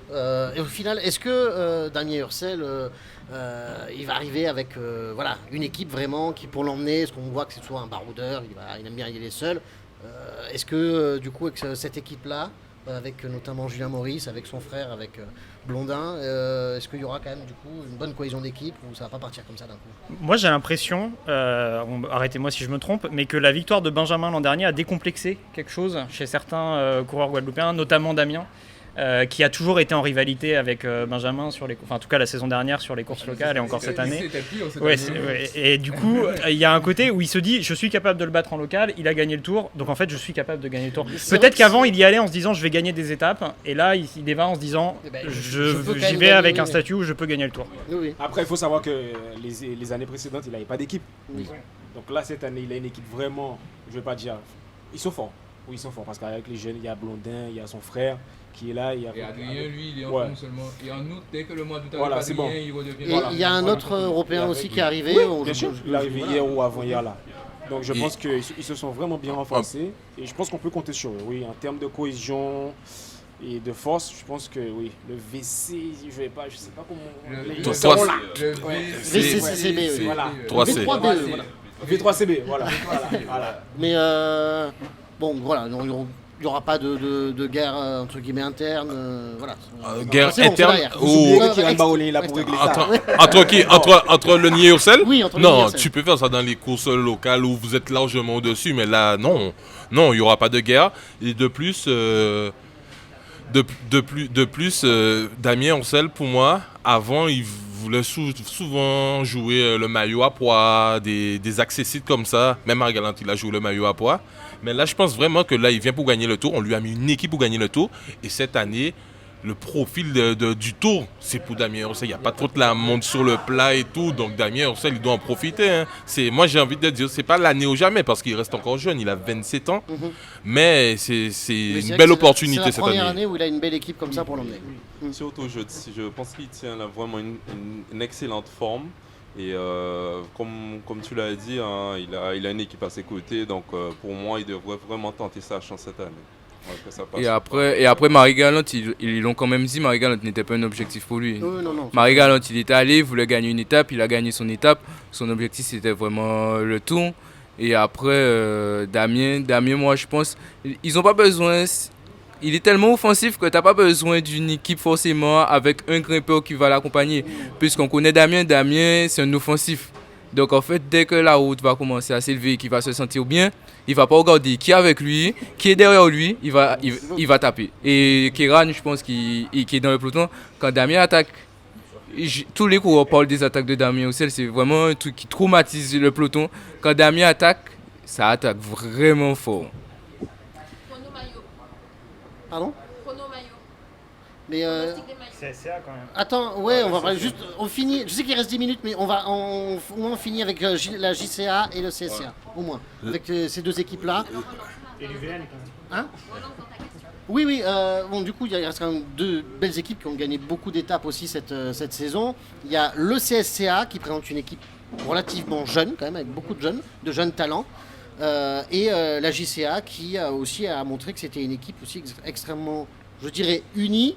En tout cas, oui, homogène. Ce qu'elle montre, hein, en tout cas, je ne vois pas en interne, mais extrêmement homogène et surtout chacun sait ce qu'il a à faire dans cette équipe. Donc, on va commencer par le CSCA, vos ressentis sur, au final, Mevingen 25 ans, Pellegrin 28 ans et les autres, il y en a 3 de 20 ans, Isao Casiviale, Ioannis Perez et Fidji Pamist, Tanio Caio qui a 22 ans. C'est très jeune. C'est une bonne chose, ça, Yanis? Oui, pour moi, c'est une bonne chose. Il y a le capitaine de route Mathieu Pellegrin pour recadrer. Et en plus, ils sont sous la tutelle de qui? De Johan Gen. Cette Tour de France, c'est des garçons qui progressent constamment. C'est vraiment une belle équipe. En plus, c'est très homogène, le CSCA. Isao Casiviale, il a fait un bon tour de Marie-Galante. Isao Casiviale, c'est quelqu'un, je suis sa progression depuis cadet. Il a gagné le Tour de Martinique cadet, je me souviens, que la sélection de la Guadeloupe. Et quand il gagnait, il avait gagné devant. Au Tour de Guadeloupe aussi, cadet, il faisait des belles prestations où il tenait tête à des Alexio, qui était dans la Vendée l'année dernière. Ah, Chalonnet, oui. Ouais, Chalonnet. C'est un garçon qui avait fait 6e quand même du championnat de France cadet alors que ses autres coéquipiers avaient pris 1 tour, 2 tours. C'est un garçon qui est en constante progression. Je veux voir son tour de la Guadeloupe cette année, mais sinon, l'équipe, on espère voir quand même Mévin Jen en leader. Pourquoi pas rééditer le top 10? Il a annoncé qu'il voulait faire un top 5. Un top 5, voilà, c'est une belle C'est ambition, audacieux. on espère. Oui. C'est audacieux, mais s'il le dit, c'est que je pense qu'il s'est préparé pour et il a une bonne équipe. Franchement, le CSCA, c'est une très belle équipe. Monsieur, vous êtes hypé, vous, par le CSCA? Frédéric? Non, vas-y, Cédric. En fait. Alors moi, oui, je pense que c'est vraiment une bonne équipe de jeunes et je trouve très bien d'aligner des jeunes pour engranger de l'expérience. Après, ils ont un très bon capitaine de route. Bon, Mévin Jen en leader, oui, il fait 9e l'an dernier. Donc je pense que ça lui tient à cœur de faire mieux. Après, ça va être compliqué quand même face aux équipes extérieures, je pense, qui viendront. Et bon, selon moi, bon, ils ont tout ce qu'il faut pour pouvoir aller chercher des étapes. Après, bon, j'attends quand même de voir qu'est-ce qu'ils vont nous montrer sur ce tour. J'attends pas mal sur les jeunes, notamment Isao, donc j'attends de voir par rapport à tout ça. Ok. Nicolas? Moi, je trouve que c'est quand même un club qui travaille très bien. On parle de jeunes, c'est vrai qu'ils sont jeunes, mais c'est des jeunes qui ont déjà pas mal d'expérience sur le tour en fait. Taino Cayo, ça doit être son 3e ou 4e tour. Isao, son 2e. Isao, c'est son 2e. Perez, c'est son 2e aussi. Donc, c'est pas une découverte. Hein. Ils sont déjà venus l'an dernier. Ils n'ont pas été ridicules l'an dernier, ceux qui sont venus pour la première fois. Donc, je pense vraiment. Alors, c'est vrai que Mévin, à la fin du tour l'an dernier, disait en voyant Benjamin gagner, ça donne envie de le gagner aussi. Mais je sais pas s'il est suffisamment armé. En tout cas, je crois que il tourne un peu autour des étapes depuis quelques saisons. Je crois que c'est peut-être l'année là où ils sont le plus armés pour vraiment aller chercher une un tour étape. de Guyane victorieux, donc oui, oui. Juste, on doit réagir sur le CSCA ou on passe au Oui, GCA? mais moi en tout cas, personnellement, je sais pas pour le général, mais en tout cas en termes de chasseur d'étapes, je pense que le CSCA sera présent. Avec Mathieu Pellegrin, avec Mévin Jen. De toute façon, ils ont tous un comportement offensif. Hein. Ils sont toujours à l'attaque. Mais ils savent ce qu'ils doivent faire aussi. Hein, Voilà, ça, donc ça avec veut, Johan ouais. Jen qui les briefe, donc je pense pas qu'il y aura. Non, ils seront là. Ils vont faire le show en tout cas. Et après la JCA aussi, hein, avec Jérémy, Kendrick. Ils ont Jules, qui est un peu le capitaine de la JCA. C'est quand même une belle équipe. Ils sont Jérémy en forme, Kendrick en forme. Ils vont viser les étapes, je pense. La différence, je trouve, par rapport aux autres années, c'est que là, vraiment, Kendrick, je trouve qu'il est vraiment dans une grande forme. Donc, il va vraiment avoir des prétentions pour chercher des étapes aussi. Ouais. Et par exemple, tu prends une étape comme le Z, c'est une étape où il peut gagner. Donc je pense que la JCA sera offensive, comme ils sont toujours sur nos courses de la saison, et on va espérer qu'ils nous décrochent une victoire. Hein. On attend, ouais. Pour revenir sur Kendrick Clavier, pour moi, Kendrick Clavier n'a jamais été aussi fort que cette Oui, année. c'est sûr. Et Là, vraiment, il a déjà fait 2 fois 3e. Il avait 19 ans, il a fait 3e à Sainte-Anne, je me souviens. Il était à l'USR Vélo. Il avait fait 3e quand il était à la KPD à Petit-Bourg. Kendrick Clavier, je pense que cette année, il doit gagner une étape, Kendrick Donc Clavier. celle des Et je Abîmes, vois- si je comprends bien. C'est ça. ça ne réussit pas aux Abîmiens. L'étape des Abîmes ne réussit jamais aux Abîmiens. Ouais. Et pour revenir, il y a Jérémy Deloumo qui a gagné le Crédit Agricole, qui a gagné le Grand Prix Saint-Jean, qui a gagné en Martinique. Qui a gagné Et dans l'étape la plus Il longue, y a 2 en ans, plus, ouais. Donc, Jérémy Deloumo. Bon, après, Jérémy Deloumo il n'est plus à présenter. Hein. Et il y a Lionel Mini aussi, qui se défend plutôt pas mal. Franchement, la JCA, c'est vraiment une bonne équipe. Peut-être moins fort collectivement que le CSCA, mais ils ont quand même des coureurs qui sont profilés pour les victoires d'étape. Et je pense qu'ils auront leur mot à dire. Et je pense que Kendrick Clavier, enfin vous le connaissez mieux que moi, mais a déjà coché une étape dans sa tête, voire plusieurs, parce que je crois que ça commence à ressembler à une obsession, le fait de gagner pour lui une étape sur le Tour de la Guadeloupe. C'est vrai qu'il est passé plusieurs fois pas loin, et à mon avis cette année, il a clairement établi son programme pense avec que ça dans un coin de la tête. S'il gagne une étape, voilà, il y aura quelques larmes quand même qui vont. Il sacrifie beaucoup de choses. Oui, oui. Et puis c'est bien préparé. Bon, bravo en tout cas pour lui parce qu'il a mis beaucoup de temps et de sueur hein, pour être à ce niveau-là. On me dit qu'il ne reste plus beaucoup de temps. On va passer au pronostic, c'est ça?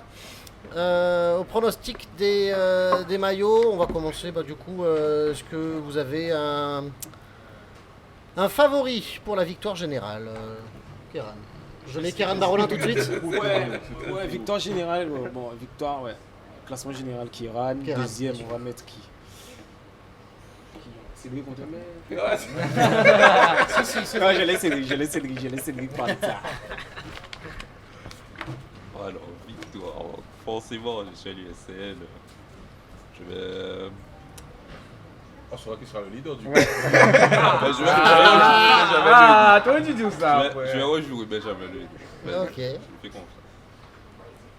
Nicolas. Ouah, j'ai envie de tenter Damien Ursel. Moi, j'ai envie de croire à une victoire guadeloupéenne, une deuxième d'affilée, donc pourquoi pas. Ok. On compte Baez ou pas? C'est la Moi, je question. compte Baez, allez. Mais je pense quand même que je vais rester sur Peña. Peña. Yanis, je mets Caden Hopkins. Il prend le Non. maillot et le lâche plus. Non. Sincèrement, moi je dis c'est trop tôt pour dire. Allez, on va dire Maisonneuve. Maisonneuve. On va demander à Priscilla aussi. En général, Oui, le vainqueur là, sachant que Boris Karen court. en vrai, moi je mets, même si sur le papier ça n'a pas l'air, je mets un Ursel. Sur Ursel? Ouais. Mais vraiment, Bon, Karen, je mets Karen évidemment. il faut vraiment que toutes les étoiles soient alignées, ça c'est sûr. Donc, mais je pense petit Ursel, pourquoi plus. Et j'imagine que Si Will ne lui passe pas de fois. j'imagine que si je ne mets pas de pronostic, je vais me faire insulter, c'est ça? Ok, non. Écoutez, non, moi ça me plaît bien Ursel. Ça me plaît bien Ursel. Même si. Personne n'y dit Dylan Will. Je pense que Cédric veut dire Dylan Will, mais pour éviter de mettre le bazar dans son équipe. Ah, c'est ça, c'est donc je mets Dylan Le Will. D'accord, ok. Bon, je suis pas dans l'émission. Non, oui, oui. Mais attention, l'USL c'est vrai que collectivement c'est bien. En plus, on t'entend pas, il n'y a pas de micro. Si, on entend ça. Ah, on t'entend, oh, pardon. Mais il y a un truc qu'il ne faut pas qu'on souligne, c'est qu'il y a un gars qui fait des stratégies et qui connaît bien le tour, c'est Diego Milan. J'ai dit c'est le métronome. Et gros, c'est lui qui gère Diego tout. Milan, sur une stratégie, sur une configuration de tour, c'est possible qu'il fasse une stratégie gagnante. Il ne faut pas l'enterrer. Oh, mais nous sommes à 2 jours du tour. Donnons 2 coureurs. Donnons 2 coureurs.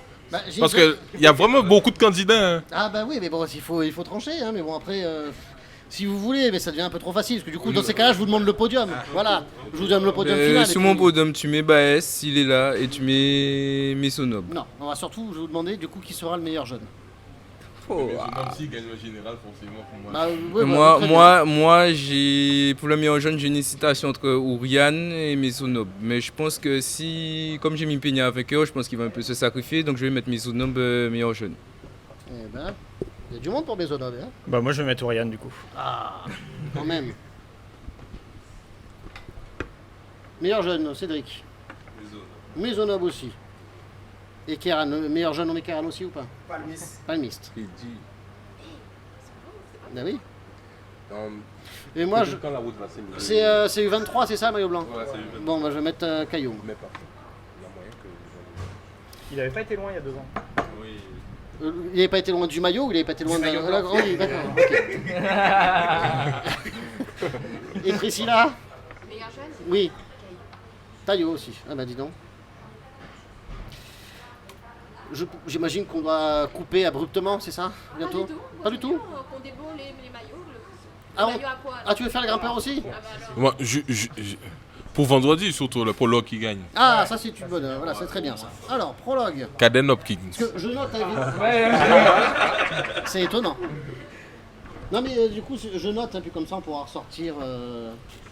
Donc Yanis, c'est Caden Hopkins. 25 ans. Vendée, peut-être un peu vieux, mais bon. Moi, je pense que Peña il prend le maillot vendredi. Hein. Toi, tu penses vraiment que les Colombiens, ils vont prendre le maillot, ils vont plus le lâcher? Et moi, je pense sincèrement que ça va parler très espagnol quand la route va s'élever. Si Baez en plus est là, avec Anacona, Baez et les Colombiens. Ça c'est mon avis, Kéran. Ça, c'est mon avis. Mais moi, je pense que si Peña prend le maillot, ils vont pas le lâcher.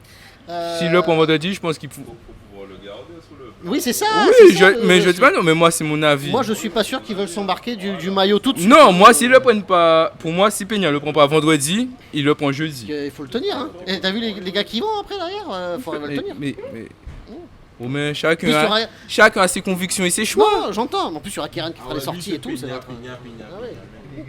Nicolas. Je pense que Hopkins va être très bon, il nous l'a montré en dernier. Ursel était pas mal sur le mur l'an dernier, donc ça peut être un prétendant. Mais je vais quand même tenter, parce que sur ce qu'ils nous ont montré les dernières fois, je vais quand même tenter un coureur de l'équipe canadienne, parce que on sait que les prologues ils aiment bien. Donc je vais dire Hamel. Hamel, ok. Si c'était sur le plat. Ouais, mais le truc c'est que là le plat c'est 400 mètres. Mais oui, c'est pour C'est depuis qu'il passe la ville, ça grimpe. C'est pour ça que Sur moi. 400 mètres, tu peux faire la différence. Ouais, mais.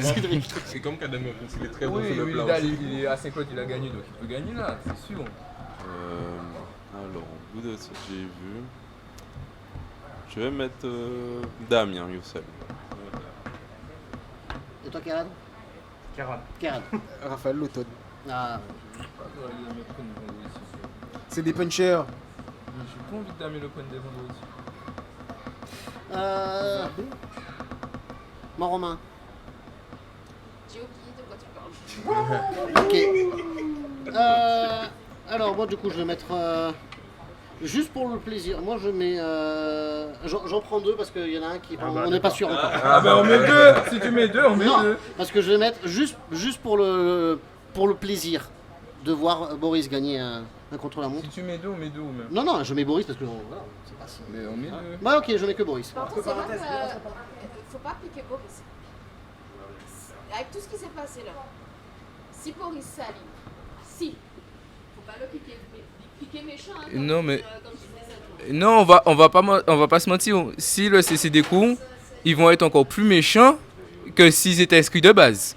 Parce que et pour Lido aussi, je pense qu'ils ont écho de tout ce qui se passe.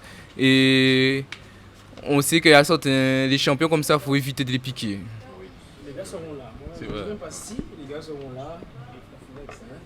Mais c'est vrai, tu dis ça pour Boris, pour le prologue. Mais c'est un peu court pour Boris, pour moi. C'est pour ça, c'est juste ça.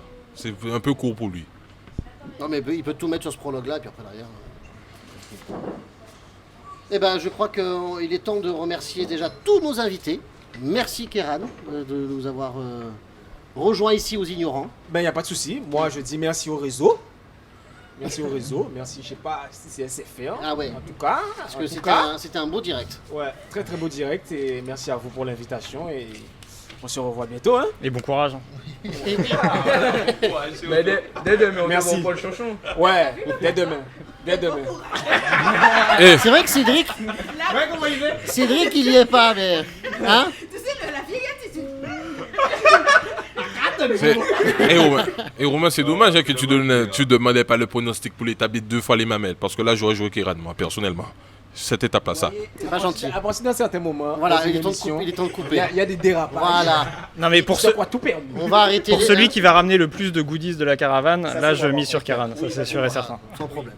Bon, en tout cas, merci beaucoup Cédric d'être venu. Merci beaucoup On pour a l'invitation. quelque part aussi, on a hâte de te revoir quand même sur les courses. Ah, j'espère bientôt. Mais bon, Sur important. les compétitions. Toi aussi, on a envie de te revoir sur des courses. Hein Oula. Nicolas, le daim de RCI, merci beaucoup d'être venu. Eh ben merci Et, à toi et puis suivez-nous sur RCI. Oui, voilà. Radio officielle du Tour de la Guadeloupe. On te retrouve sur les ondes. Du coup, on passe tout de suite chez le voisin avec Yanis de Guadeloupe Première, qui sera sur le tour aussi également. Merci beaucoup d'être venu. Merci à toi de m'avoir invité. Et comme tu disais, hein, suivez-nous sur Guadeloupe la première. Hein, télé, radio et le Facebook. Et merci beaucoup, Kélen Nazarin, d'être. Ben avec oui, nous. les photos seront là. Oui, On va espérer que j'ai toutes mes accréditations et qu'on me bloque nulle part. parce que je crois que c'est quand même les photos qui tournent le plus sur Facebook du monde entier. Oui, ben ça serait bien que j'ai toutes mes accréditations et que je ne sois pas dans un combat chaque année pour les avoir. Donc on va espérer que je les ai en temps et en heure. Ouais, mais en même temps, Kéké, la vie sans combat. Hein. Donc, Oui, de toute façon, quand tu fais bien les choses, il y a toujours du monde qui te débattre dans les roues. Hein. non, mais pas, nous pouvons voter, bon, pas Donc, avec moi. oui. Donc peut-être pas sur les lignes d'arrivée s'il n'y a pas de passe, s'il n'y a pas de bracelet, mais En tout cas, vous allez voir les photos, ça c'est sûr, c'est sûr. Les Dès vendredi. Les photos vont circuler et on les partagera avec grand plaisir. Un grand merci à vous de nous avoir suivis, d'avoir passé ce passage, ce petit moment, on va dire, d'intimité télévisuelle avec vous. Ici, nous étions aux ignorants. On fait un grand merci aux ignorants de nous avoir offert ce plateau ici pour pouvoir faire cette émission. Et voilà, en tout cas, c'est à la Marina. N'hésitez pas aussi à vous y arrêter. Ils font, je crois, en tout cas, le meilleur jambon 10%, et 10% le meilleur vin. 10%. Code promo Kiran. Le code promo Keran, d'ailleurs. Non, flaco. Merci à vous.